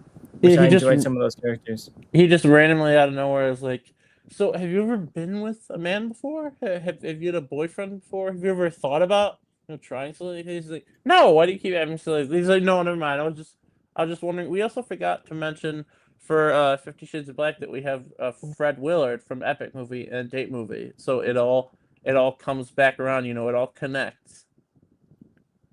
Yeah, all these things do kind of connect to each other in this big weave of writers. That's what makes this interesting. Is these aren't really all random. These are actually connections. Like Dave Sheridan, who I mentioned, who plays Doofy, is in 50 Shades of Black, is like this Mysterio magician who shows up for like one scene, and it's pretty funny to see him back again. And you see him back in both these haunted house movies. So this feels like to me that the Wayans making that step towards getting Scary Movie back, right? They made these essentially because they didn't have the rights to Scary Movie, and they were trying to revive that again. Didn't quite do it, but these made a good amount of money, and I feel like these showed that Wayne, especially Marlon Wayans, still has that box office draw. And I think if these hadn't come out, we wouldn't be getting Scary Movie right now. What did you think about the two compared to each other? Because we both ended up, I think we both had Haunted House 2 above Haunted House 1 in our ranking. Oh, did I really have 2 above 1? I think they're about equal, but one is probably better than 2. 2 is like really, really bad. One is actually kind of watchable. Is it? No, I know. I think it was it the first one or the second one where it's the scene where he's writing notes down and he says, Obama, the N-word, Scary Movies without the Wayans. Yeah, those fucking sucked. Yeah, that was the second one. Yeah, as if like he's like creating like pure cinema. Yeah, this is really good. This is really great. The Scary Movies without the Wayans, those are terrible, but like this is amazing. This is incredible. I thought the sex jokes in this were a lot worse than 50 Shades of Black. Like there's these, he's like having sex with the ghost and having sex with like Annabelle, and like that's funny for a second, but then it's like so long, and there's these really long sequences where he's literally just like sweating profusely as he humps Annabelle, and like I don't understand why it's like embarrassing for Marlon Wayans. It's like you're a well-known actor who's been in a lot of good comedies and people like, and you're just like degrading yourself by dry humping Annabelle the doll. And then he's like scared. She comes back. She leaves him a note. She's a character in the film, and I'm like, what is one of? That's why I think 50 Shades of Black is like a lot better than like literally both of these. It feels like it's not hilarious, but it's a lot funnier than this, and a lot less embarrassing. It does feel like the closest we've gotten to getting back to Scary Movie. And it also came out in 2016, right? 50 Shades of Black. I believe so, yeah. So I don't know it's for sure. 10 years later. But I gotta talk about the animal humor in these. And the dog dies at the beginning. She accidentally runs him over, and there's that long scene of him mourning her, and then there's that joke where she says, "Well, look on the bright side. I'm allergic to dogs." And then in the second one, he gets a dog again, and then it also dies. And then he gets a dog again as a package, but he had destroyed it. He's like set it on fire or whatever because I got it. It's something evil, and then it was another dog. Yeah, at the Like- beginning of the second one, he's got another dog, and it's like, oh, it's Shiloh, the sequel. He's back, and he's moving into a new house, and he's like using a levy to pull like a piano or something like a up to the top floor, and you're like, oh, this is gonna go so badly, and then of course the piano falls and like crushes this dog right in front of him. And then they do that great like scary movie like even Zucker Brothers style joke where they pull it up and it's literally like Flat Stanley. Like there's no blood or there's no blood It's just or crushed anything. flat. The dog is literally just like flat, which okay, that's kind of good though. That's And he kinda tries to like resuscitate it, he's got like a defibrillator or something, and he's like trying to shock it back to life. Man, the fact that these are genuinely like significantly better than a lot of the stuff we watched in here. They are an improvement from like Scary Movie 4 and 5. I would absolutely say that. But the filmmaking is a more modern filmmaking and less just like all over the place. And it's also primarily making fun of, I think that's what makes these and 50 Shades better, is they're actually just primarily making fun of one film, one thing. Mm-hmm. I'm gonna move on if you're ready to one that only Andrew watched, but he had it high enough on his list that I wanted to represent it here. We're at number 12. You watched Stan Helsing, a really interesting premise. I didn't get a chance to watch this one. This is one I really wanted to get a chance to see. I really like the premise. Yeah, what is this movie about? If people don't know, tell us what the premise of this movie is. The premise, this guy working at a video store, him and his buddies are going to a party, but his boss says, hey, I want you to bring these videos to this person's house, I was like, yeah, and he's like, if you want to have a job tomorrow, you'll do as I say, So him and his buddies, one of them is played by Kenan Thompson, and I love Kenan. He's the guy. He's been on SNL for like 20 seasons. I hope he never leaves. I always get happier when I see Kenan in something because I'm like, oh yay, he's here. He's here, and then turns out they get stuck in this town where at night the monsters come out and they're actually trying to kill him to kill him. And there's an on-running joke that people think that Stan is actually Van Helsing, and he's constantly like correcting them, kind of like it feels like a variation of that scene in Young Frankenstein with the Frankenstein. Oh, it's Steen, not Stein. Frankenstein, Stein, not Steen. That thing. Mm-hmm. So yeah, it felt funny. It felt pretty funny, and the story was just so fun, and there's a little musical karaoke contest at the end of the movie, and it is a very it is one of the ones I'm like, I was expecting worse. The only thing, and this would have been higher if it wasn't for one thing. Which one? There were so many jokes about boobs. A classic of this franchise.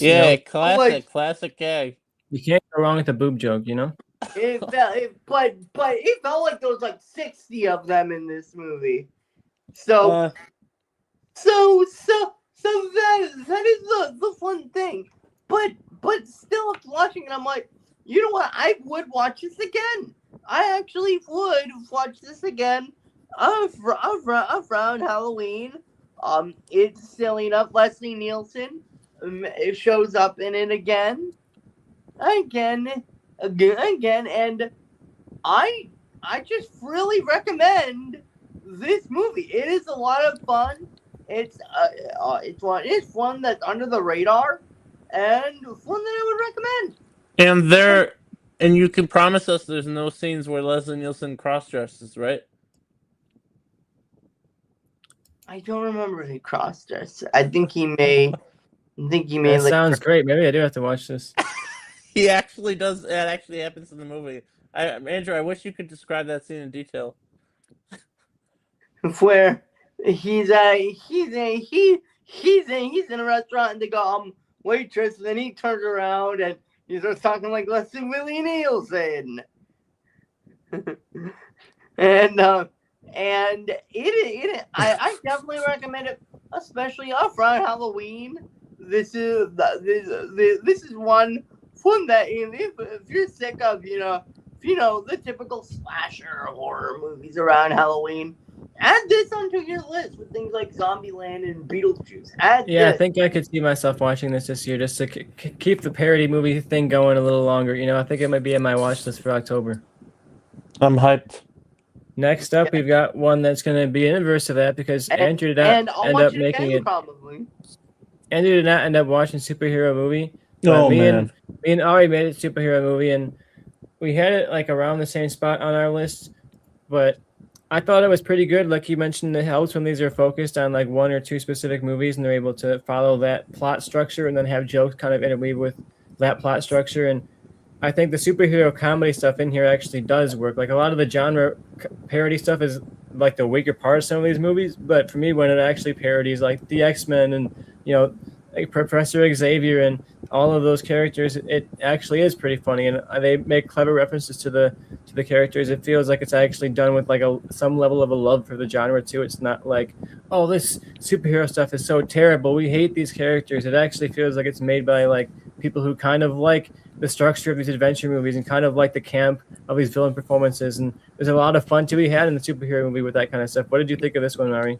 Yeah, I genuinely really enjoyed this. Like, I'm not gonna say it's like great or anything, but Drake Bell is actually pretty good in the lead, and Leslie Nielsen as Uncle Ben is like genuinely charming. Like you actually like him, and they do a fun they make a fun choice with that character specifically, and a lot of the humor is actually really good. The bit in the scene with the camera where they see the spiders and there's all those animals are attacking him because he accidentally sprayed on himself something to attract animals, and there's that great shot of the snail coming over really slowly and he says, "Hold them down, boys, I'm coming."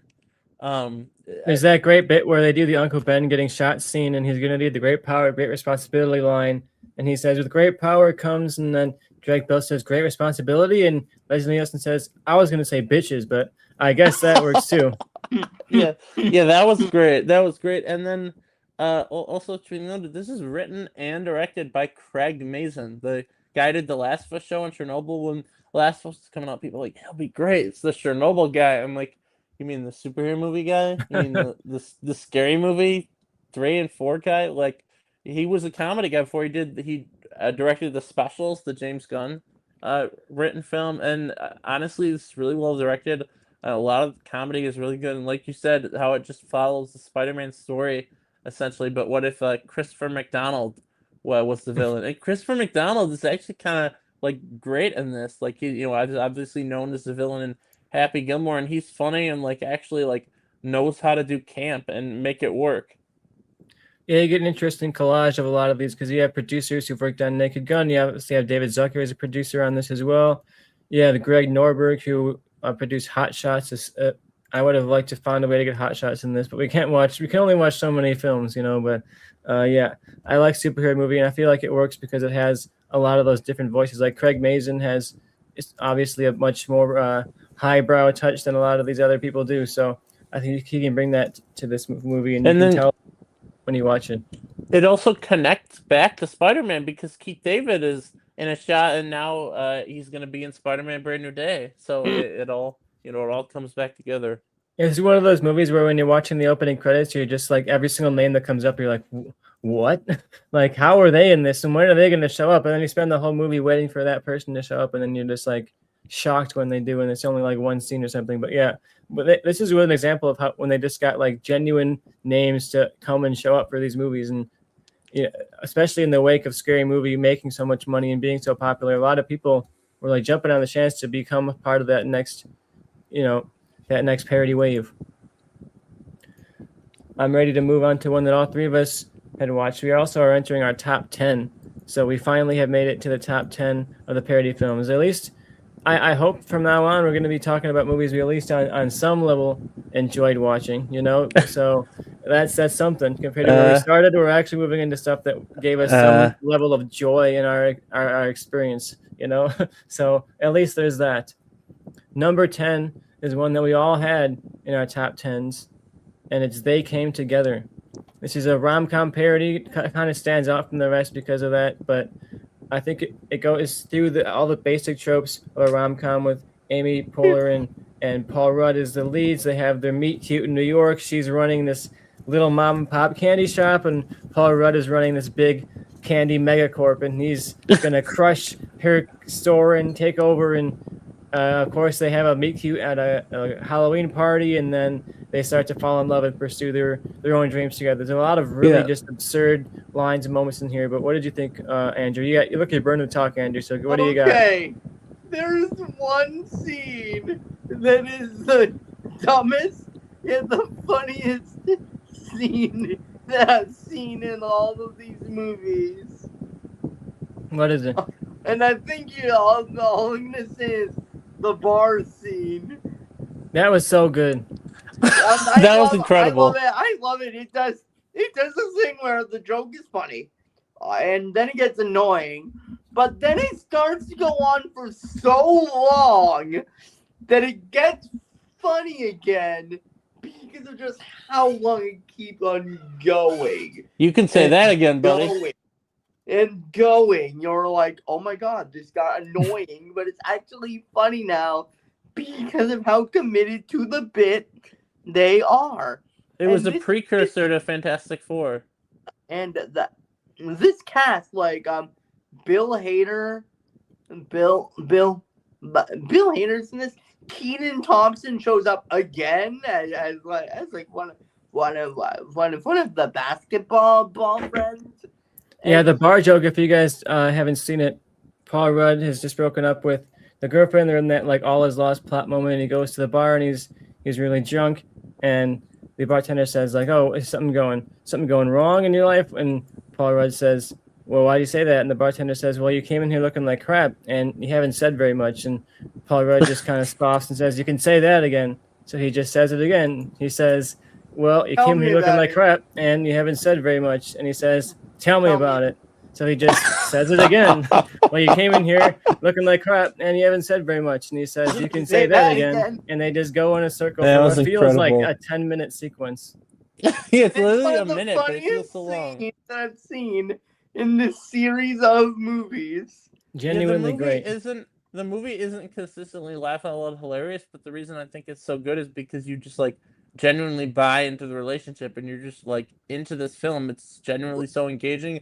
It's a spiritual sequel to Wet Hot American Summer because it's the same director, it's the same writer, it's a lot of multiple of the same actors, and obviously, you know, it might not be on the level in terms of how much it's beloved, but it is really good. It's a really good a spiritual follow-up. I also really like the joke at the beginning that like they see each other at a party, like they're making fun of the absurdity that like in You've Got Mail, they like just so happen to be at like the same parties or whatever, even though she's owning this small shop and he's like a megacorp, and like I'm like New York. I mean, I don't live in New York, but like, come on. But it is genuinely, you just like buy into the relationship.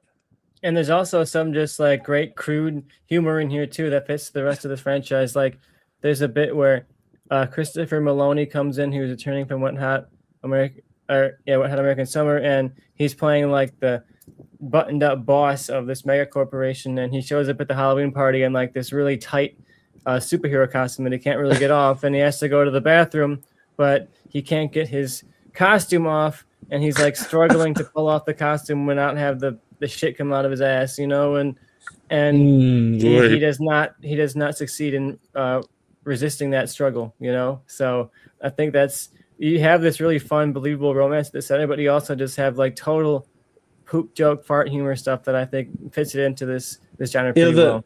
Yeah, the great line of who took Who took my super costume, put it on, and shit in it? that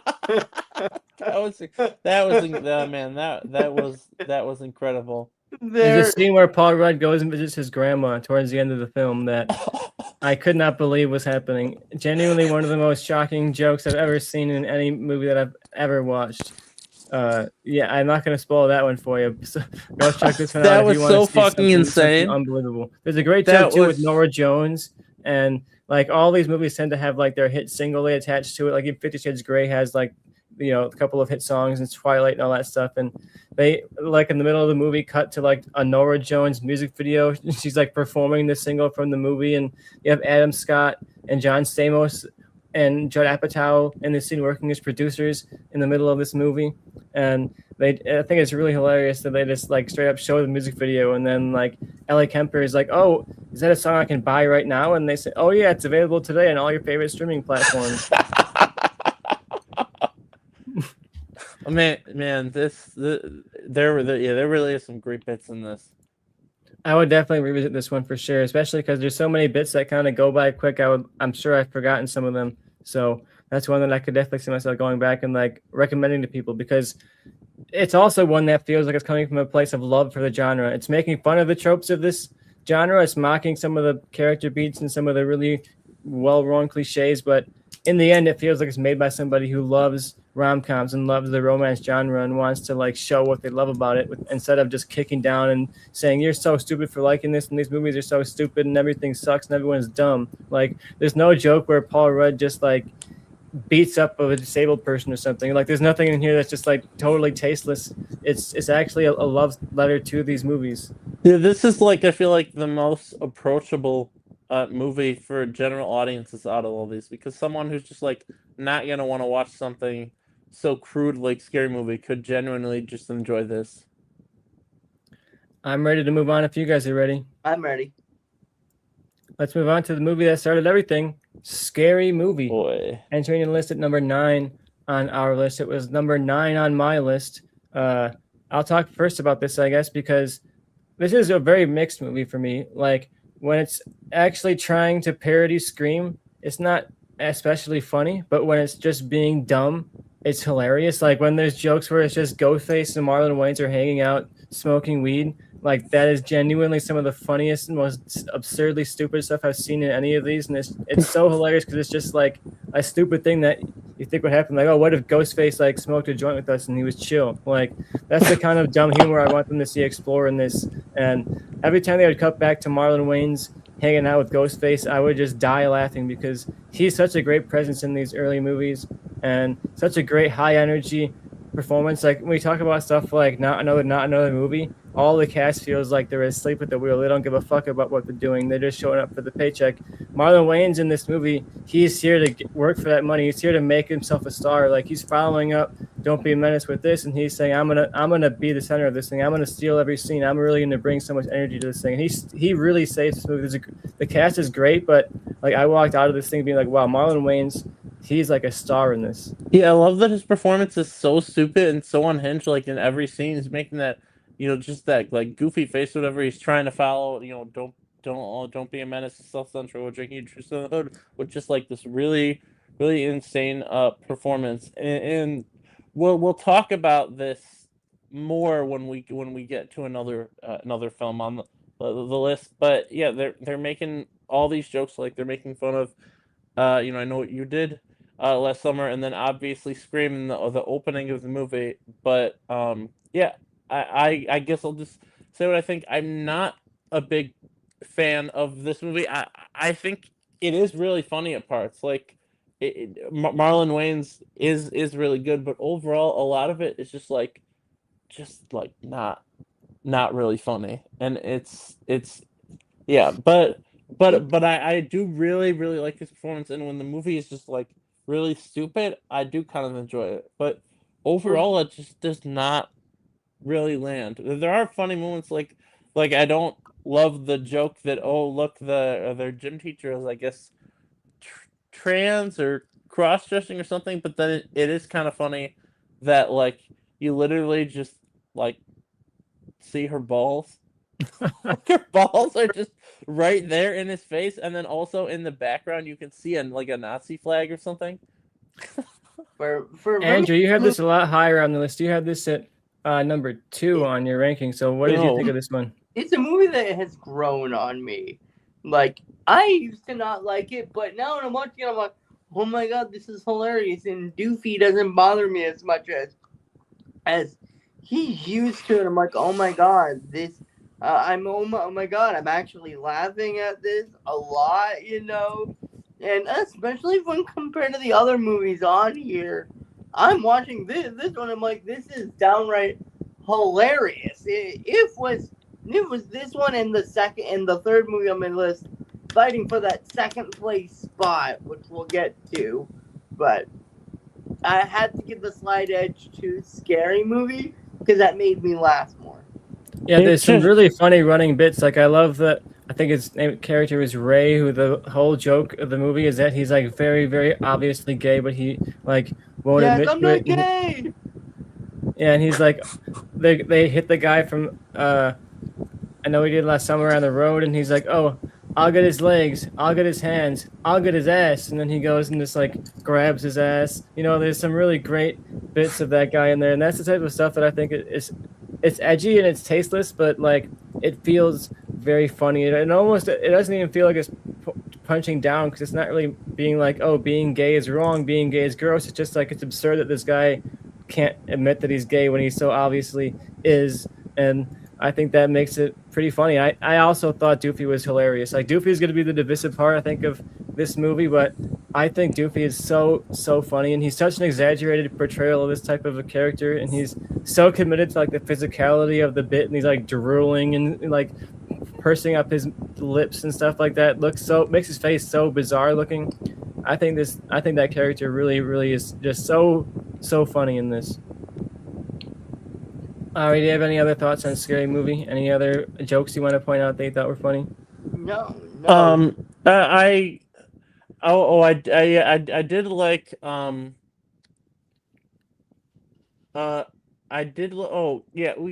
gotta talk about Doofy. We gotta talk. Yeah, about give Doofy. us your Doofy thoughts. I was positive on Doofy. What do you think? Yeah, because I did not know about Doofy going in. I literally did not know what that was going to happen. When he first showed up, I was like, wait a second, is that? Oh my fucking god! Yeah, it's exactly what that is. And they certainly go for it. They certainly go for it. And the actors, he is giving it his all. He is fully into the performance, and that just insane how much of a different time it was. How you could get away with it. Imagine if a movie now was doing that. Oh wait, he's gonna be in. Oh yeah. Oh wait, he's showing up. I can't wait. He is Doofy. Doofy is returning. I just want to note, we did forget about the Michael Jackson bit in 50 Shades of Black, where he gets up the whip for her, and then he's like takes it off of the rack. It says Joe Jackson. They said time for a good old fashioned Joe Jackson whooping or something like that. And Jesus Christ, the amount of tastelessness. Are you ready for that in the new one? I really don't know if I am, especially with Michael Jackson back in the headlines. Like, they could do something with that again, you know? Yeah, I mean, we know there's gonna be a Michael Jackson in the movie. I won't say who's playing him if people don't know, but yeah, that's definitely happening. I also forgot to mention that in 50 Shades of Black they mentioned sextuplets, and which is another film. Had that movie come out before 50 Shades of Black, or was that after 50 No, Shades that of was Black? after. That's just a bizarre coincidence. In Scary Movie, though, one of my favorite bits in this movie that we're talking about now is the movie theater joke where they reference the Scary Movie 2 movie theater killing scene in this, and they have Brenda in the movie theater being a very, very obnoxious patron who's on her phone, she's spilling stuff, she's talking, she's yelling at people, and eventually the audience just has enough of it, and they go up and they murder her, like one by one. Each of the people in the audience stab her, and they're like, "This is for Lawrence of Arabia. This is for Shakespeare in Love," and like they start stabbing her for all the. No, that's a real Zucker brother. That's a real Zucker brother scene right there. And then she goes up and screams in front of the screen and everybody in the crowd cheers because finally, we killed the annoying Finally, she's moviegoer. dead. He's ruined this for us so many times. That's a great joke. I also like when her boyfriend finally gets to have sex with her for the first time, and he explodes like Old Faithful and like shoots her up in the air with like enormous pressure, and then just like drains himself and is like landing like a skeleton afterwards. Oh boy! Insane moment. And there's a James Vanderbeek cameo. I want to shout out James Vanderbeek, who recently passed away. He makes a cameo in here as himself, showing up to the set. They play the theme from Dawson's Creek for a second, and then he climbs in the window and he looks at the camera and says, "Oh wait, I'm on the wrong set." It's kind of heartwarming to see him. He's recently died and he's very beloved. So it was nice to see him in his heyday. His height. Yes. And I'm very excited though. It's the last, I believe, of the Wayans scary movies we're going to be talking about in this video. So I'm excited to see where they go with it from here. We still have one more to get to. Not of the Wayans brothers. Oh, right. All right, we're going to move forward from scary movie to a scary movie adjacent film, which is one that's kind of been talked about a lot. I never watched it until now. I finally got a chance to. Not another teen movie. This was from the producer, Buddy Johnson, that I mentioned, who worked on the Wayans Brothers TV show, as well as Phil Bauman, who worked on Don't Be a Menace. They were both writers on Scary Movie, and then they went on to make this film very soon after. It's famous now for kind of launching Chris Evans. Of course, Captain America himself is going to return to the screen in Doomsday this year, so we got to see one of his earliest career-launching roles, not another teen movie. This is parodying John Hughes and all his various films of that era, but also stuff like Cruel Intentions and 10 Things I Hate About You and all of those teen romance high school films. We were all pretty positive on this. Andrew, you were the highest, so you were at number 5. So what were your thoughts on Not Another Teen Movie? I find this movie just to be downright hilarious. And there is so many quotable parts, like Jamie's got a gun, Jamie Brick's got a gun. And my other favorite part is in the Cruel Intentions scene when the sister is coming on to her brother, and she's or stepbrother or something, and he's like, "Oh, I can't. We're related." And she's like, "Only by blood." Jeez. And for some reason, that part just stuck with me. Oh, and Jamie's acting all drunk, and he's like, "Jamie, you had one non-alcoholic beer," That I love the bit where Chris Evans' father is trying to make him hook up with his mother, and he's just like, "Oh, just go bone your mom, son," or something along those lines. Randy Quaid. And I loved all of the nods, like John Hughes High is the name of the school. If you've got the best friend who is obviously in love with the main lead, you have the American Pie trio that's trying to get laid. It combines so many of those genres together. You had great cameos as well. You had Molly Ringwald and Paul Gleason, both from The Breakfast Club. Each had individual cameos in this film. And Anthony Michael Dining Hall. Can't forget that. Yes, it is to me a hilarious movie. I was excited to go back to it. No, not disappointed for 1 second. No, I had a really good time with it, and we said it a few times, but these movies tend to stand up, and when they're actually coming from a place of appreciation from the genre, this is made by people who seem to really like these movies, and sure, you're going to make fun of the tropes and make fun of the cheesier parts and the crazier ones, but it actually seems to like this genre of movie, which is something that I think separates it. Like in Scary Movie, there's that stuff at the end where they're like, "Oh, does Scream have a plot? Does it know what they let summer make any sense?" And that's like, well, yes, though. Scream does have a plot, actually. And it starts to feel like maybe they don't 100% understand the movie they're making fun of, and Not Another Teen Movie feels like they 100% understand the movies they're making fun of, and I appreciate that. And it did launch some careers. Ross mentions that that people don't get that he calls him the kid from the Smowdown, not being Asian is poking fun at the stereotypes of that day. They even pointed out that's a really great running bit in the movie. You have oh god, I just blanked on his name now. Sam Levine. Sam Levine is very young in this movie. He comes home from like a summer away, and now he just like loves Japan and is like speaking with a really strong accent, and all of a sudden engaging with cultural appropriation, and it's such an absurd character that it becomes funny. Like the fact that it's similar to Tropic Thunder, where it's just like this is ridiculous that this kid is doing this, but it kind of makes sense. Like we all knew kids like that who were just like huge anime bros that thought they were like an anime character and would come in and talk about like all kinds of Japanese words they learned and like everything like that. We all had somebody at the school who was like the weeb of the school, and this guy feels like that character. Yeah, it's also like a lot funnier than Robert Downey Jr.'s character in Tropic Thunder. I was genuinely laughing throughout the entire thing. There's that bit where they're sneaking through the vent to try and peek at the girls in the bathroom. That was insane. And then I love when he'll stop doing it for a while, and then you'll have the Japanese jump scare where he's doing the voice all of a sudden. That sequence is insane.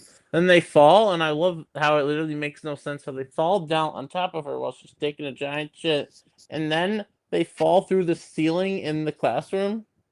And I'm like, I don't think they're above. I don't even think they are above them, but they somehow fall in there. And we also got to talk about the insane gag that is in the unrated cut of there is a foreign exchange student who is always naked, and that's the joke. They do that in the original cut too. Oh, that's in the theatrical cut too. Yes. Interesting. But I wonder what's in the not theatrical cut. Huh. She's a foreign exchange student, and her accent changes like every other line. She's always doing like some different accent from a different country every single time. It's very vague about where she comes from. So all in all, at the end of the day, I found this movie to be downright hilarious. Yeah, I would definitely recommend this one for people. It has that vulgarity of scary movie, but it's still much more watchable than the average one of these. So if you want to get that middle ground of it, still has jokes about Chris Evans having sex with his mom and like the girls like masturbating at the beginning of the movie, and then like her family comes in, and then like the local priest comes in, and then all these children from the choir come in, and like she can't reveal the fact that she's masturbating. Really funny vulgarity in there. But yeah, I really had a great time with this one. This is one that I have always meant to watch. It's been on my list forever of like, at least I want to see like Chris Evans in this parody movie. That sounds kind of fun, and now I finally got a chance to watch it. I also love the slow clap joke where the guy wants to do the slow clap, but then nobody wants to do it, and it's just like the timing's got to be right. And then at the end, he starts, and then she's like, no, just no. I also love the joke. She just got out of the water, and the girl pours a water bottle on her, and she literally just got out of the pool. That was a hilarious scene. We're moving on to number. Let's see what we're at. We're number 7 now. We're moving our way on. This is another one that was a very surprising find for me on this list. Where are you at? Here you are. Shriek, If You Know What I Did Last Friday the 13th. Yes. We mentioned this towards the beginning that this was an attempt from another studio to cash in on this chaos, and it was originally called Scream If You Know What I Did Last Semester or something like that, and they had to change the title because Miramax was like, you can't use the word scream in the title. That's our word, so they made it shriek instead. So that's how we got. They shriek. own that word. They own that word. I was so shocked when I watched this movie, like how many jokes they were going for and how fast the jokes were coming. It has that rapid Zucker Naked Gun kind of pace where it's like there's so many jokes coming one by one that like you miss some of them, and a lot of them are in the background. A lot of them are like understated, right? They're not going to point out the joke; it's just there. What really impressed me about this is it's so fast paced. There's so many jokes, and like they're all hilarious. Like the movie is consistently so funny. I was like, oh, surely this movie is going to be terrible, right, and unwatchable. But it's actually like one of the better films here. It's really good. And the thing is, I couldn't say this, but my problem with Scream watching it was just a lesser version of this. It was doing a lot of the same bits, so many of the same jokes. The I Know What You Did Last Summer, And the opening of both movies, it's literally the same opening, except it's a lot better. Here's so much funnier. The joke is she's on the phone, and then he comes in, and then the joke that he's chasing her, and then he keeps chasing her, and they keep going in circles and circles. That was genuinely hilarious. And I don't know if everyone realized this, but in Scream 2, in the stab, that is Heather Graham who's playing Neve Campbell, and then here that is literally her sister, Amy Graham, playing essentially that same character. But that opening scene is incredible. The bit when they play the Shining theme when Chucky is biking through the hallway, just every second there's a new joke, and the doofy character in this is a lot better. It's actually funny, doughy, and there's that she's like, oh, I wonder if you got some sand in your shoe, and then he picks up his shoe. He's like, you know what? There is sand in here. That character was hilarious. I genuinely really like this a lot more than I expected to. There's a great joke in here with Simon Rex, who will become a regular of this genre after a while. He starts it in here, but it's a Grease Christine crossover bit. Like they're singing the Grease Lightning song, and in the middle of the garage, and they're like, "Come on, bro, we're not doing that." And then they all leave, and he gets chased down by the possessed car from Christine. And there's a great bit, Ghostface is in the car trying to run him down, and like it's a very small garage. It's like about as small as like a typical mechanic garage, and yet the car is like cutting back and forth to this car coming at him and coming at him and coming at him and coming at him. Like surely this car would have hit him by now, but they keep going back and forth and back and forth and back and forth and drawing this out. Like the car is taking like 5 minutes to drive across this little tiny little mechanic garage. I thought that was genuinely just so funny. And I love the joke that Ghostface is literally always there. Like they're eating lunch and he's under the table. He's literally always there, like right around the corner. Yes. And then Julie, there's so many jokes in this movie that are good, in my opinion. A lot of those good background jokes too, where it's like the set design and like the classroom and stuff like that. Yeah, a lot of really funny stuff. And the high school is called Bulimia Falls High School. Talking about tastelessness. And also Julie Benz, Rita from Dexter, is in this. A lot of TV actors in this, and she's really good. She's obviously the parody of Scream, and she's genuinely really good in this. And yeah, like you said, it's so rapid fire. You gotta rewatch. I mean, I'll definitely rewatch this. Not so far into the future. Yeah, this was a great discovery for me because it was something that I'd never really known about until we started thinking about doing this, and I'm glad we found this. It's a very under the radar thing. Like this got super buried by Scary Movie. It was trying to beat Scary Movie to the market, ended up not doing it and having to release on TV. It ended up releasing in October, Halloween time of 2000. The same year Scary Movie came out. Scary Movie was in July, and this was in September. So it's only 3 months after Scary Movie came out, you got the release of this one, which I do think is a superior film to the original Scary Movie. I may have seen it years ago, but I forgot about it, kind of things. I'm so happy I got to rewatch it. There's some good like formalist jokes too, where they're just like jump scare music stings and like cuts to the characters' dramatic reactions and stuff that actually feels like it's trying to recapture what it feels like to watch Scream and to watch these early 2000s horror movies. It's not just shot really flatly like any other movie. It's shot like one of these horror movies is shot, and I think that really adds a lot of charm to it. And there's also a great bit where they do how Scream lays out the rules of a slasher. This one says, "You guys don't realize we're in a parody movie," and like they start laying out like, here's the rules of parody. You're the exaggeration of this character and this character, and then they start to like break their perception of reality and realize like, oh my god, are we in a movie right now? Like, are we parody characters? Ross pointed out the Never Been Kissed bit in Not Another Teen Movie, which I guess now we know. Now, Not Another Teen Movie's connected to Red Letter Media. Jeez, it's all connected. Yeah, it's all connected. All right, I really love Shriek though. So if you're gonna watch any of these movies, I highly recommend watching Shriek because this was something that no one really talks about. I think it successfully got buried by Miramax in the 2000s, and I kind of wish this had a legacy. Like these writers did not really go on to do much. A lot of these actors are just kind of like strong TV actors, but didn't really go on to do much.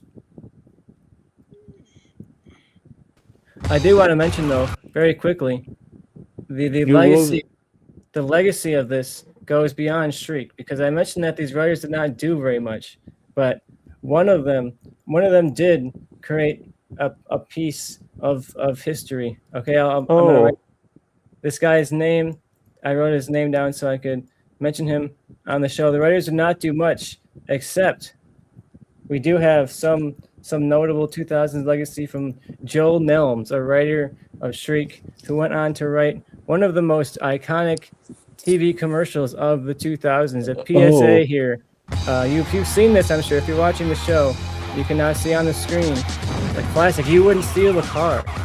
You wouldn't steal a purse. You wouldn't steal a handbag. This defined the 2000s. If you grew up in the 2000s, you saw this on your TV. The edgy 2000 music video version of Piracy is a Crime. You wouldn't steal a car. Downloading pirated films is stealing. Stealing is against the law. Okay, if you lived through the early 2000s, you saw this thing so Piracy, many times. it's a crime. It is a crime. What can I say? What If can I you say? pirate, oh, that picture, jeez.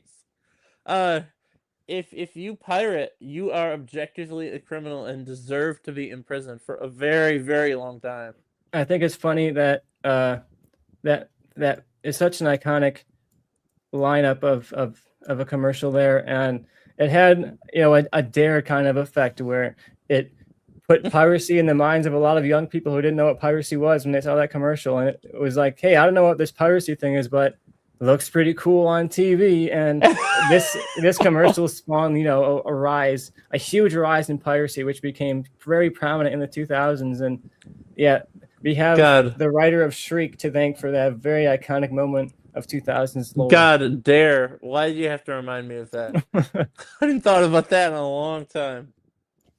Yeah, I did not. I unlocked the core memory when I watched that commercial doing research for this. Yes, I couldn't believe that legacy. Oh boy. All right, let's get back to the movies. We're running long, but what can I say? We've kind of lost it here. It wouldn't be a crash out video if we weren't losing track of the plot for a second. All right, we'll get back to it here with our number 6 film, a film that really launched quite a lot of the careers we've been talking about here, and that is movie shoot up for a second. Sorry. Yeah, we almost went back in time. We're not starting from the beginning. Don't worry. We're not there. We're at Don't Be a Menace to South Central while drinking your juice in the hood. This is not quite the first Wayans movie, but it's pretty close. I'm Gonna Get You Sucker was a prelude to this. It came out like a few, maybe even 10 years earlier to this, and parodied those kind of kung fu movies. This parodied John Singleton hood dramas, as well as another famous brother of filmmakers, Albert and Alan Hughes, who made a lot of Dead Presidents and movies like that of the same ilk at the same time. So the Wayans get to mock their kind of colleagues here. And also like Do the Right Thing, and also Friday, and movies like Barbershop, all that kind of stuff. And this did launch the Wayans Bros. This got them Scary Movie, and this got them their shot. And I was really, really shocked by how much I liked this. I'm surprised that it made it so high on the list, because initially I was kind of writing it off as this early era Scary Movie, and I thought this was really, really impressive. And especially Marlon Wayans is so funny in this as the crazy he's incredible crazy guy who's parodying some specific characters from these films. He's incredible in this. His insane haircut that just goes up, and you get a reference to that in 50 Shades of Black when they flash back to him in his college days. He looks like his character from Don't Be a Menace. So you get a nice little throwback to this movie all the way in the future. Canon. Black. I enjoyed it. I had issues with all the jokes felt like the same. They were about, you get it, black culture. So, I appreciate that this comes from a place of real, it's not just mocking a movie, it's mocking the fact that these movies are giving you a version of the hood that's not real, right? And we're going to show you what it's really like. We're going to show you how crazy it really is. And I think that adds to a lot of the fun. This is not just like punching down at some other group. This is punching up. This is people who are living this experience saying, this is what it's actually like. It's not like in the movies. It's more like this, you know? And I also do like, as stupid as I think the joke is really funny, that he just like comically constantly saying the N-word like every 5 seconds, which I think does work, because you do have a lot of black films, even black films made by white filmmakers, where they're just, the characters are acting so comically. I'm like, come on, man. Do you even like know a black person? Yes. I love the joke of his dad being like younger than him, and like he shows up at his dad's house and he's like playing with squirt guns and he's like playing with toy trucks, and like his whole house is covered with like kid toys because his dad is basically a kid himself. The scene where he goes fishing with his dad, and his dad's like at least 10 years younger than him. He's like a son, let me teach you a lesson, and he's like 12. I love that mix of just like surreal and absurd humor, and the way this thing escalates over the course of the whole film is so much fun. It's a kind of just like wandering across the hood, meeting all these really strange characters that all start to collapse in on each other. I think this is a really fun escalation into just total absurdity. Yeah, the last 20 minutes has some really insane, incredible. There's a great bit in a church that's just, God, how is there a better church scene in like literally anything? I also like the bit where all that woman's kids are like different races somehow. And when he comes in all mad, and so he just like slaps all of them Naked Gun style, something. That's where you can really see like the Zucker like influence on this, and then the sad truth of the guys who inspired them taking their thing away from them. Yeah, regardless of how you feel about the films, you can't deny how fucking terrible that is. Yeah, this comes from such an exciting place of like new filmmakers, new writers, not totally fresh, but like finally getting to tell something of their own, and that's always fun when you get to see people who are finally able to tell their own story. And it's a bummer that their careers really struggled after Scary Movie 2 to recapture this, and I really hope the new one can bring back some of this level of fun. Any other bits you guys want to bring up from this? I love that there's fall leaves in the flashback, and it is not fall outside, like, and then the fall leaves are like coming through the car door and everything. Like, I thought that was pretty funny. Yeah. We also had, I think, I did like this, even though it's my favorite. I did enjoy it. Yeah, we had Vivica Fox as like the mother figure who's in one scene and then she disappears because she's like, oh, there's no positive black woman in these movies, and then she's never seen again. Yeah, and then also like the leaves are coming through the window even though it's like summer.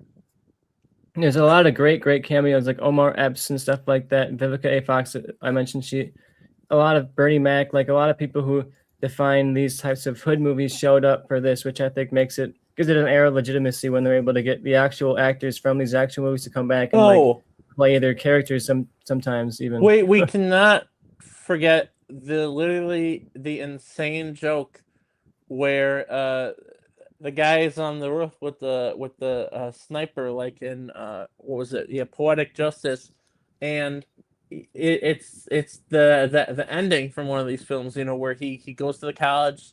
It's really hopeful, optimistic, and they're like, no, it's so nice there's some hope in the world. He's the one who got out, and they walk away, and then he gets shot and dies.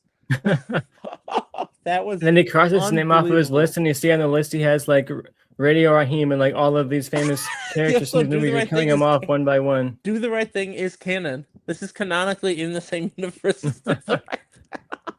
Yeah, man, that's what disappoints me in Scary Movie is like they're genuine. This is genuinely so funny. I hope they can bring some of that back in the new Scary Movie. Yes, I want that more than anything. We'll move on then to our number 4. In fact, we are nearing the end here, if you can believe it. This will be an interesting one to talk about because it's very high on someone's list, but I'm curious about how the rest of us feel. Our newest entry is Scary Movie 3, the first entry in the franchise where the Wayans were not involved, and ended up being very high on our list. I'm gonna start here with Andrew. Andrew, tell everyone what number this was at on your list, and then This give is us your thoughts. This is my favorite one. Like, this was the one I was legit hysterically laughing several times throughout the movie. It was like every scene had a genuinely funny moment or funny line or funny line, but my favorite joke in the movie, I do not know why this was PG-13 and they got away with this. The scene with the guy's hood. Yeah, I know you're talking about the white hood scene. When he puts the hood on, but something is sticking up. Simon Rex when he plays Eminem from 8 Mile, essentially in this, and there's a bit where he puts his hood up like Eminem does in 8 Mile, but it's a white hood that is very pointed on top, and it makes him look a little bad, you know? Yeah. Oh boy. I could not stop laughing at so much in this movie. I even bought it because I'm like, I'm gonna watch this. I have to watch this other times because this is genuinely.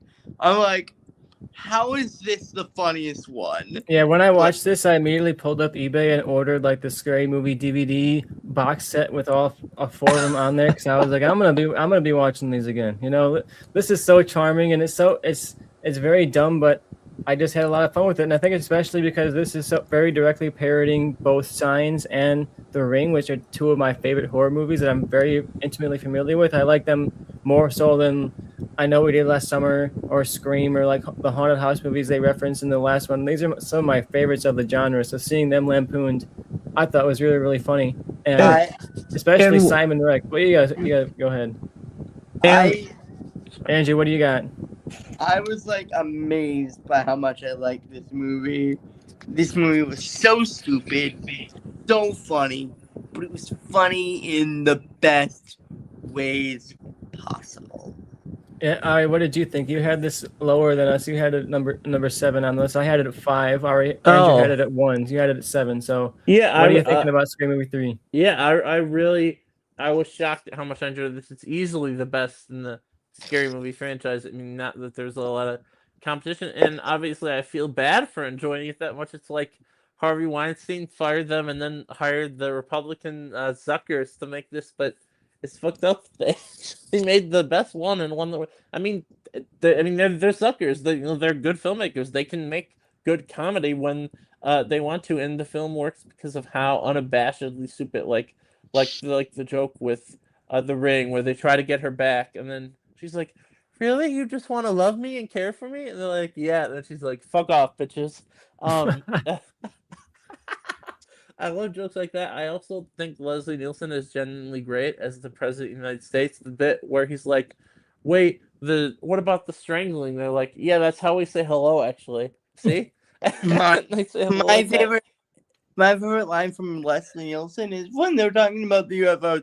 It's just like, "Hey, don't spell at me." I have a good personal anecdote regarding. I have several personal anecdotes regarding this movie. Let me tell you, there were a lot of movies This is one of the most quoted movies of my life. You know, and like when I was in middle school and high school, everyone that I know would like reference me as if I was the guy if I was Simon Rex from this movie. Like everyone thought I was just like this character, and would call me by that name sometimes. And there's that scene where he does like a rap battle like Eminem does in 8 Mile, and he has that line of like, "Oh, I'm white, but my neck is red. I put Maricopa in my Wonder Bread." Like there's that whole rap battle, and one of my friends in middle school decided it would be funny to go to the school talent show and say he was gonna like perform some really normal song, and then he got up on stage and he did the entire rap from Scary Movie 3 to the crowd, and that was the last talent show at that school. So they canceled the show forever after that bit. But I think it was worth it. Pretty great moment in my life. Yeah, and then like, oh yeah, and also we pee through our fingers, and he's like, oh, that's one thing we have in common, and then he just pees through his finger. There's just, man, there's some, and I watched Signs for the first time, like essentially right before this. Yeah, you were about to watch this, and I was like, okay, but first you got to make sure you watch Signs. Like you don't want to watch that before or after you watch the parody of this, because it's definitely gonna spoil you for that experience. The Brokeback Mountain scene, I believe, is in this one, and that is just isn't that the fourth one? That's 4. Is it? Wow, that's a scene that's to mention. For that sure. that was the scene, all right. So with Anthony Anderson and Jeez. Kevin Hart, not the greatest. But Kevin Hart first shows up. I mean, this film really has to be the film that started Kevin Hart's career, right? It's pretty early, yeah. Yeah, and he returns. He returns in the next one. Him and Anthony Anderson. Anthony Anderson from a Martin Scorsese Oscar-winning film, The Departed, is in this, and I think Kevin Hart is actually really funny. One of my favorite lines of the film is, "I told you the hood's always got your back," when like the entirety of the local hood shows up to save the day. That was incredible. I also thought Charlie Sheen was genuinely really funny on this. We don't actually think of Charlie Sheen much as like an actual actor. He's kind of as like a meme presence in a lot of our lives. Like I've always known Charlie Sheen as like the bi-winning guy who was crazy, and he was on a really terrible sitcom that I could barely stand watching. And like seeing him in this, I'm reminded of like, oh, this guy was actually really funny. Like I actually really, really liked him in this, and I was happy to see him come back for the next one because I was like, oh, at least one more one with Charlie Sheen in it. Yeah, I thought he was really fun in this one. But you are missing the Wayans. Like without Marlon Wayans here, it does feel like there's an energy level missing. Like if you had this film and you just added in Marlon Wayans' character to like the lineup of characters, it could be like a 5 out of 5 movie. And Charlie Sheen is in more scary movies than the Wayans. That is true. He has 3 of them. That is insane. And there's also Michael Jackson cameo in this one when they reveal that Michael Jackson is actually an alien in disguise. Jeez. The guy playing Shyamalan is pretty funny in this too. There's a great bit because Shyamalan, puts himself into Signs as the guy who ran down Mel Gibson's wife, and someone plays him here really effectively.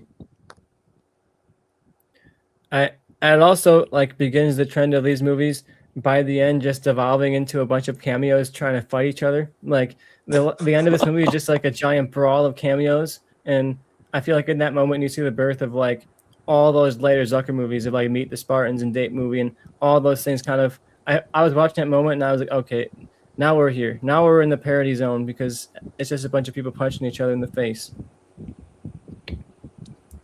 We're heading towards the end though. We've got, let's see, 3 films left. I'm sure you guys are tracking where we're at in terms of what's left on this list, but we'll bring up another one right here. One that I had seen plenty of times before this lineup, but I don't know if you guys had seen before. Black Dynamite. Dynamite. That's not the one that I got to.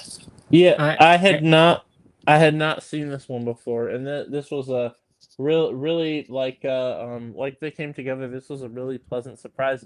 What makes this film so great is it just perfectly captures the atmosphere of those 70s blaxploitation films, where I'm like, am I watching Dolomite right now?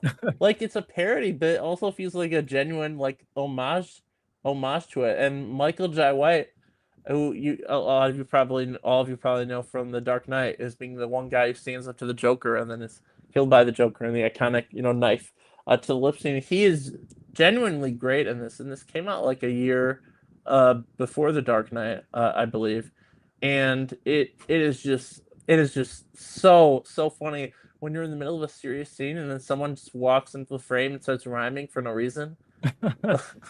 Like Tristan, what did you enjoy Black Dynamite? Yeah, I'd seen this many times. This is one that I'd seen in high school and was a huge fan of. Really, really quotable movie. I used to watch this with my friends a lot. This was one of those movies we watched that we would like not tell our parents about because we were like, oh, this is like one of those edgy movies that you rewatch and laugh at. And yeah, I really had a blast watching it again. And there's so many quotable moments, and like I said, it captures that vibe. Like even from the very beginning, like it opens up with an advertisement for like a malt liquor that's endorsed by the U.S. government, and like the whole movie feels like you just turned on like the TV channel at 2 a.m. and all of a sudden this movie you've never heard of is playing, and it feels so authentic to the time and the tone. I really had a blast with this, and yeah, like it escalates like a lot of these do. It starts out with him just getting a really typical revenge mission for someone who killed his brother, and then by the end he's like fighting a whole clan of ninjas, and there's like some really, really fun action choreography. Like it's very cheesy. He'll kick and like miss the person by like 5 feet next to their head, and they'll go flying backwards, even though he very clearly did not touch them. But there's some genuinely really fun fight choreography here.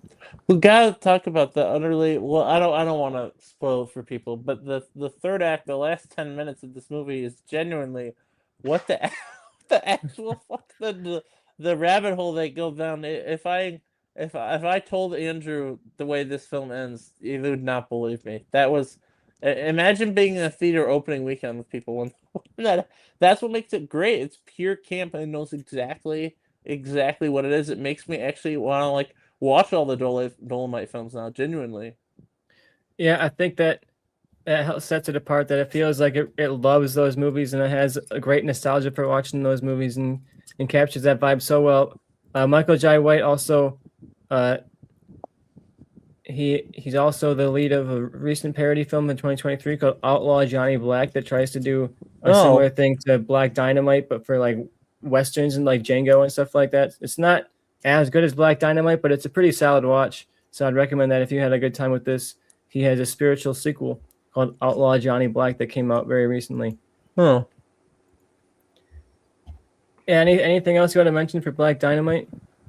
No, just like recommend. This is like the cleanest, I would say, like filmmaking and structure wise. Like it's just like genuinely a great movie. Like I have like essentially like no criticisms. It knows exactly what it is. You're like in shock when you're watching it. You feel like you're watching an illusion. You feel like it's not real. Like, why is this good? What the what is going on?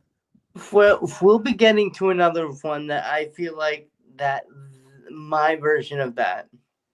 I want to talk for a second because we have 2 films left up here, one of which Andrew didn't watch. So I'm going to bring us down to a couple of honorable mentions here, which I reserve for some films that only Andrew watched, because Andrew and us ended up watching a slightly different lineup of movies, like because we had a list of like 30 something and we ended up just covering a slightly different sums of the end. So I want to talk to you, Andrew, about we'll start with the Paranormal Activity. What is the full title of this? I got to pull that up because that is quite a title. Oh man, this movie is so dumb. Is so dumb. It is slightly better than Epic Movie. It definitely had moments of okay, haha, okay, ho ho, he, but at the end of the day, and there is one element that is funny. The rebellious teenage daughter is a thing for an Abraham Lincoln character that keeps on showing up for some reason, and that to me is hilarious. But it does feel like you're a very generic like parody of the Paranormal Activity movie. Yeah, the title of I want to bring up the full title. You know, Bane. we gotta respect some of these titles. 30 Nights of Paranormal Activity with the Devil Inside the Girl with the Dragon Tattoo.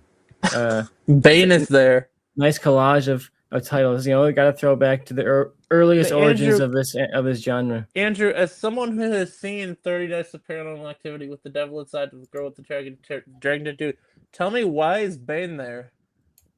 I honestly do not know. Bane. He's in the movie though, right?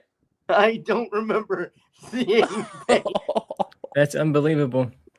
You're like, wait, was he in it? I'm not sure. He's got probably like one random scene where like, oh look, it's Bane, and he's just standing there. You know, that's how they tend to do it. I don't remember Bane. And then Jared Leto shows up and shoots him in the face. Jeez. Showing up at all. yes, but there were a few others that I watched that you guys didn't get to. Yeah, I also want to bring up of a similar ilk.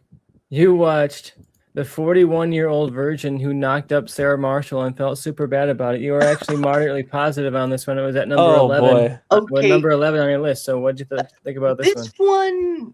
This one actually has a narrative purpose, and I actually really liked it. It's not one that you're really gonna remember, but it feels like a very sweet movie. It feels like very sweet, despite it is one of those raunchy movies, and narratively, the purpose does make sense, despite it is making fun of all of those movies. Everything makes sense, and you would be surprised by how good this movie is. Could be like a made for TV movie, but it just feels like very sweet and just like very fun to watch. Like, it may not be one that I go back to, but it's kind of like fun to think about. I'm like, you know what, that was.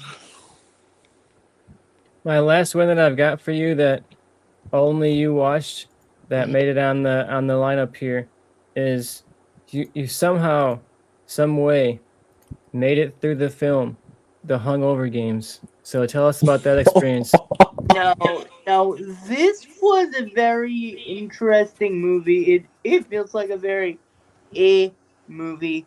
It's basically like, what if the guys from the Hunger Games, the Hangover, were in the Hunger Games? They use different references, but how they do it actually makes sense. They have, District 12 is the Willy Wonka faction, and Tim Burton faction, and you'll have all of the Tim Burton characters, and people are dying, and then you get the Phil character falls in love with Katniss, like it's not good, but it's just not bad either. Who does Ted fuck in the movie? What? Ted fucks in the movie? Yeah. Who in the movie does Ted have intercourse with? No, I said Phil. No, I was just asking. I was just wondering. Because Ted does make an appearance. I'm seeing Ted. Yeah, he's on the poster. He doesn't fuck. Tara Reid is in this. What? Jamie Kennedy is in this. We got a cast. Jamie Kennedy, what the hell? But it's a movie that I had a lot of that. If you had fun with it, it's kind of like one that you're not really gonna remember much after you see it, other than a few moments. But my God, What does Ted do? What does Ted do in the film if he doesn't have? He's like one of the tributes. Oh, from another district. Oh, he doesn't kill anyone. I think he must, but I just forget who he kills. I've got to make a chance to watch this one. Maybe it's bad that I've watched so many of these, but I'm still inclined. I'm like, maybe I'll watch like a few more. Yeah, I want to keep going. You got to finish. Let's bring up one that Andrew did not get to, but me and Ari both had it at the same spot on our list, which is Wet Hot American Summer. This is a true classic for me, one that I watched, and it's just kind of like opened my eyes to this genre, and in a way that I'd never done before. I didn't really watch Scary Movie or those kind of things, and then I watched Wet Hot American Summer, and I loved it. I think all these performances are really, really fun, and the way this thing escalates through the tropes of these hangout movies like the Meatballs and those kind of like, Caddyshack and those hangout stoner movies of the era.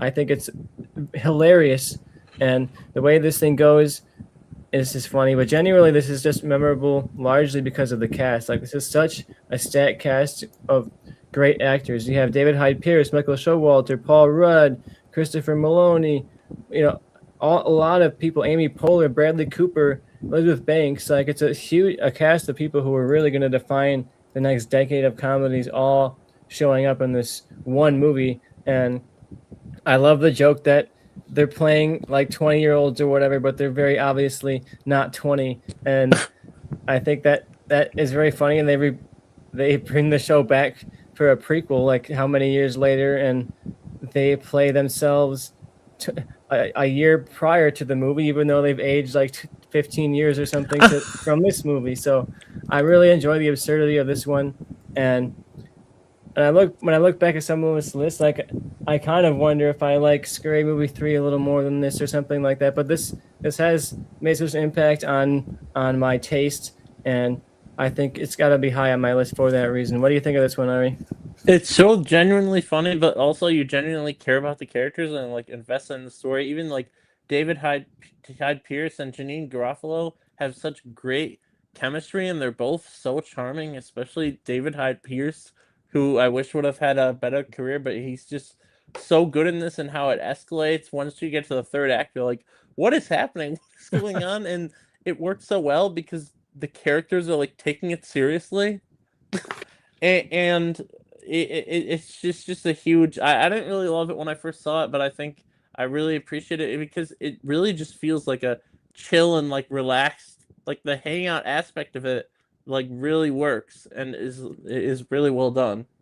Yeah, you actually want to hang out with these characters, and they're all fun to be around, and they all have great chemistry. And it's not just because they're big names, but it's because they're actually well-written characters that all have the specific trope that they're playing, but they play it so well and so dedicated that they're endearing. You know, all these characters start to become really endearing by the end of the film. You can see why actors like Bradley Cooper and Paul Rudd became successful. Like, and it's so insane to see like a young Paul Rudd. He had that charm then, and he still has that charm now. He can still pull off a movie like they came together all these years later. And so wait, Andrew, have you not seen Wet Hot American Summer? Nope. You would definitely be a fan of this. You should definitely watch this. But yeah, this is really good. Wasn't on any of the streaming places, but it is on my list.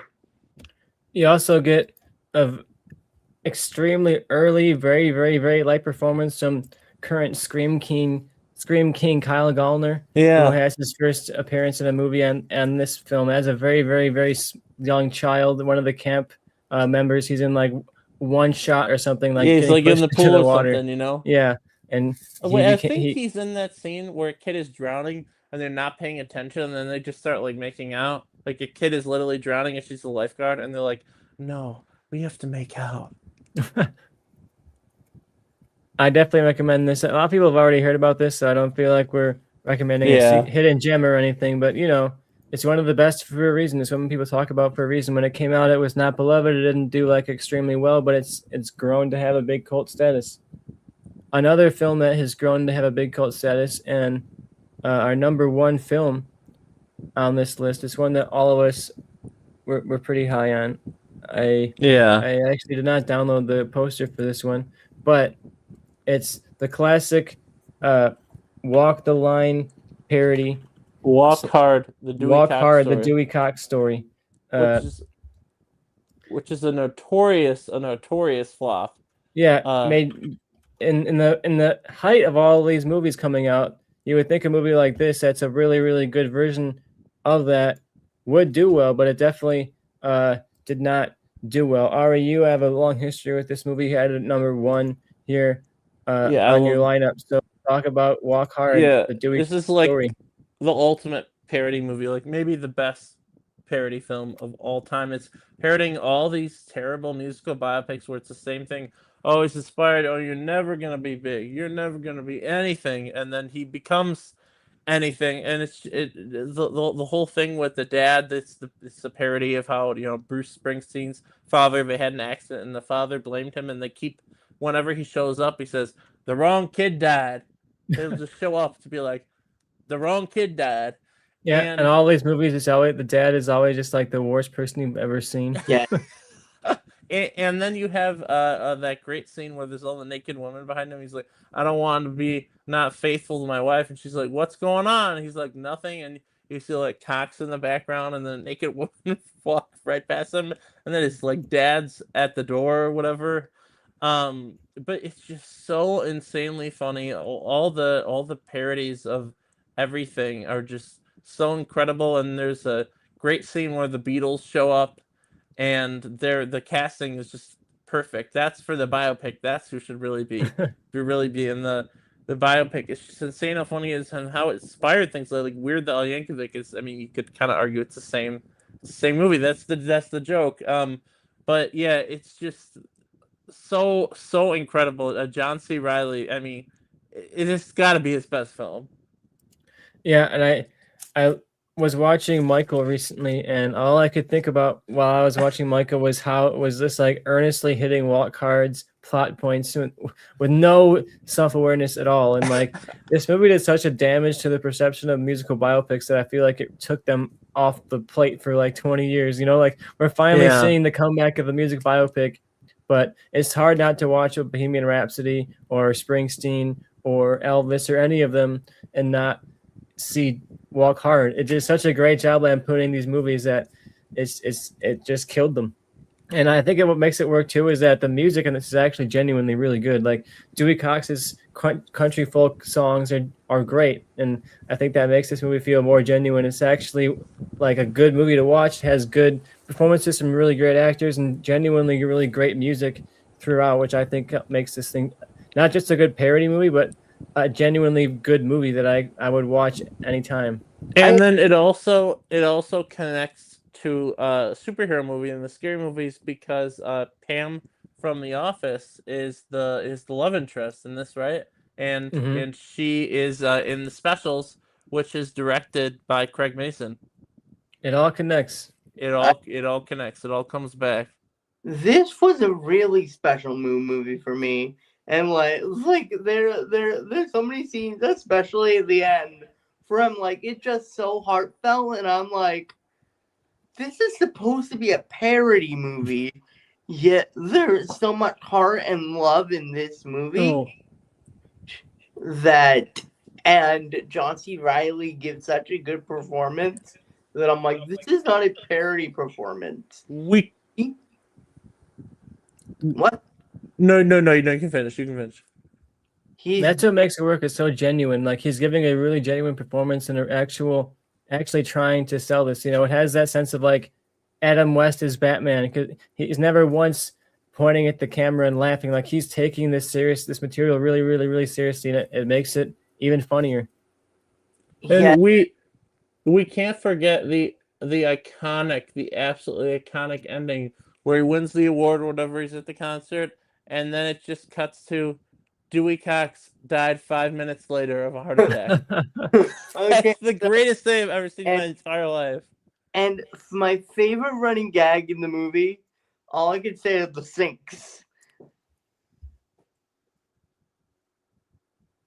The sinks. Please tell me if you guys remember. So I feel like there's several scenes whenever he's angry, goes into the bathroom, rips out the sink. Every single time he's destroying a bathroom. Yes. If you've watched the scene, there's like 7 or 8 scenes throughout the movie where just whips out the sink from the bathroom. Oh, and we got the incredible Tim Meadows joke. Whenever he walks in those rooms, he says, and he's doing drugs, smoking weed, he said, "No, get out of here, Dewey. You don't want no part of this shit." And he does it literally every time. And he's like, "No, I do want part of this shit." Yes, I loved it. It was so good.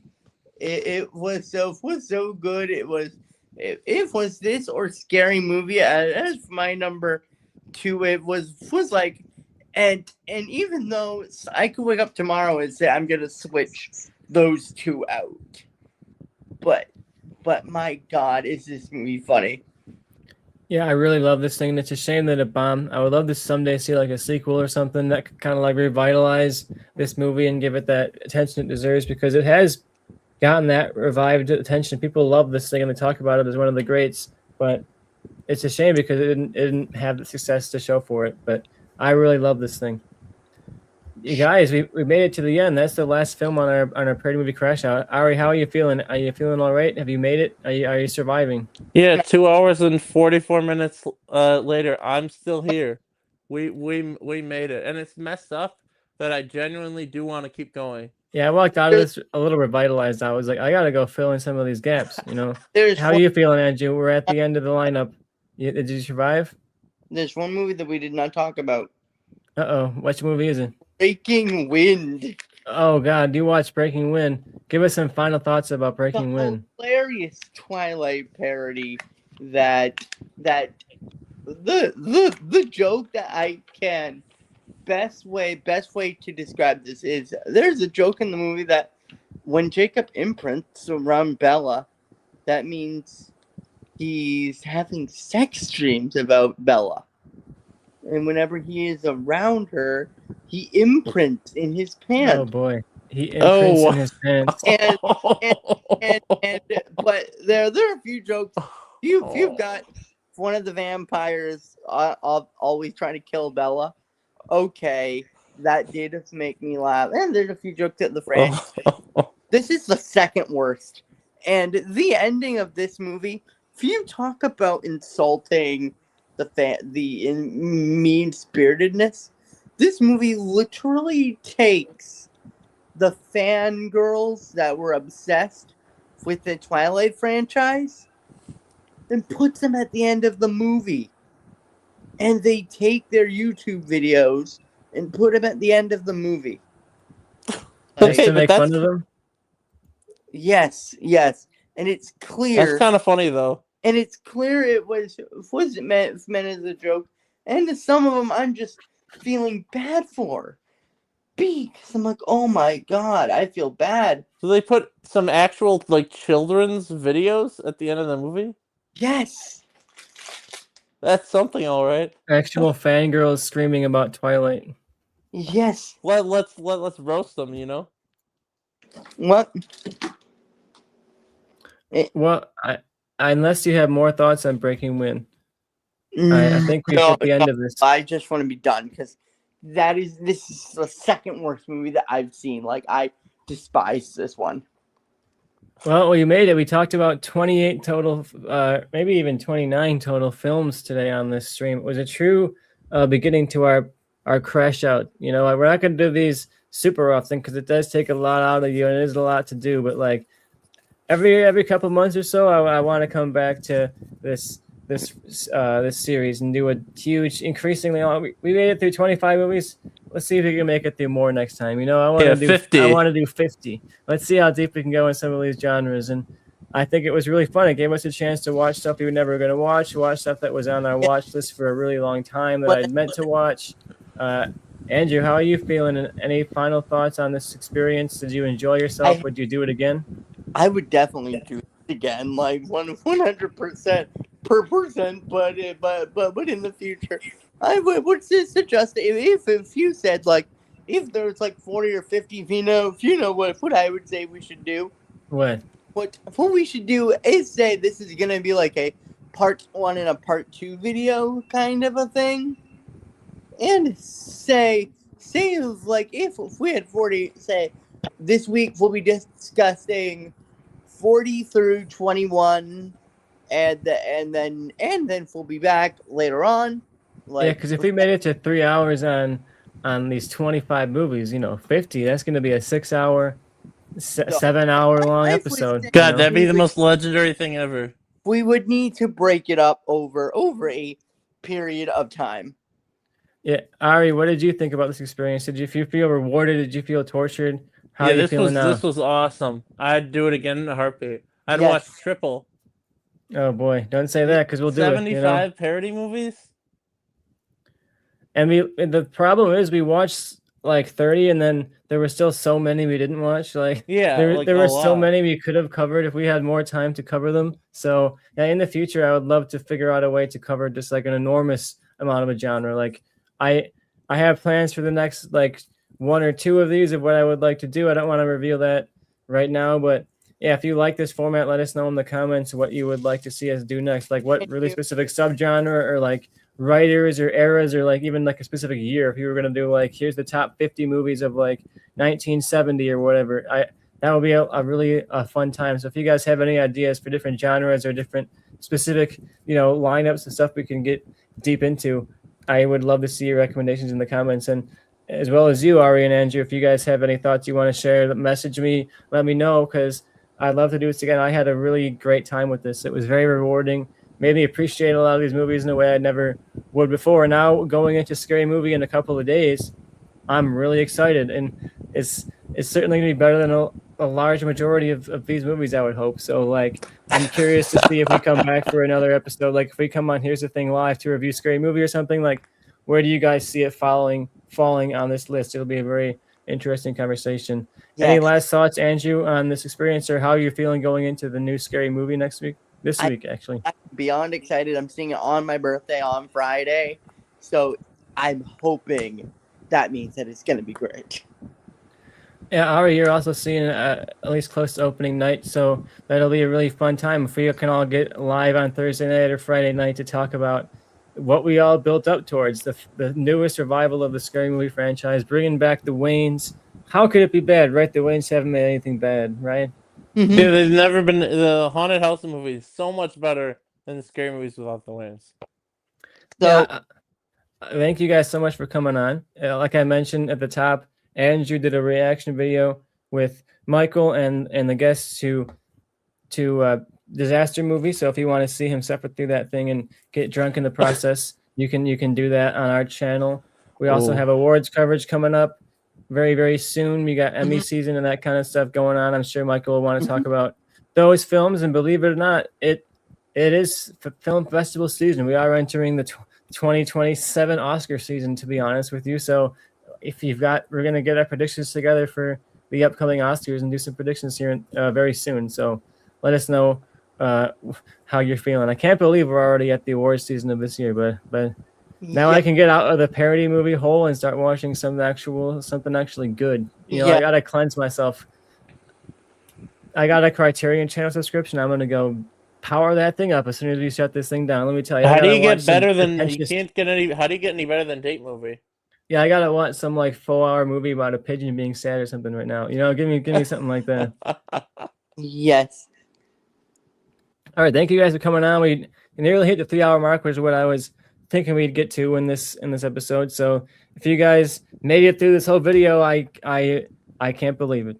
Thank you so much for doing that. It was a rewarding journey for us. I hope it was rewarding for you as well. I hope you discovered some films you never heard of, or maybe came to appreciate some stuff that you thought was terrible in the first place. Thank you guys for coming on. Like I said, we have more stuff coming up on this channel very soon, so stick around if you want to see reviews, you want to see deep dives, you want to see all kinds of stuff. Me and Ari recently reviewed Mandalorian and Grogu, so if you want to see us go for like an hour on the latest Star Wars picture, we do that. But thank you guys again for watching. We'll see you guys next week with even more things, and until then, what's up?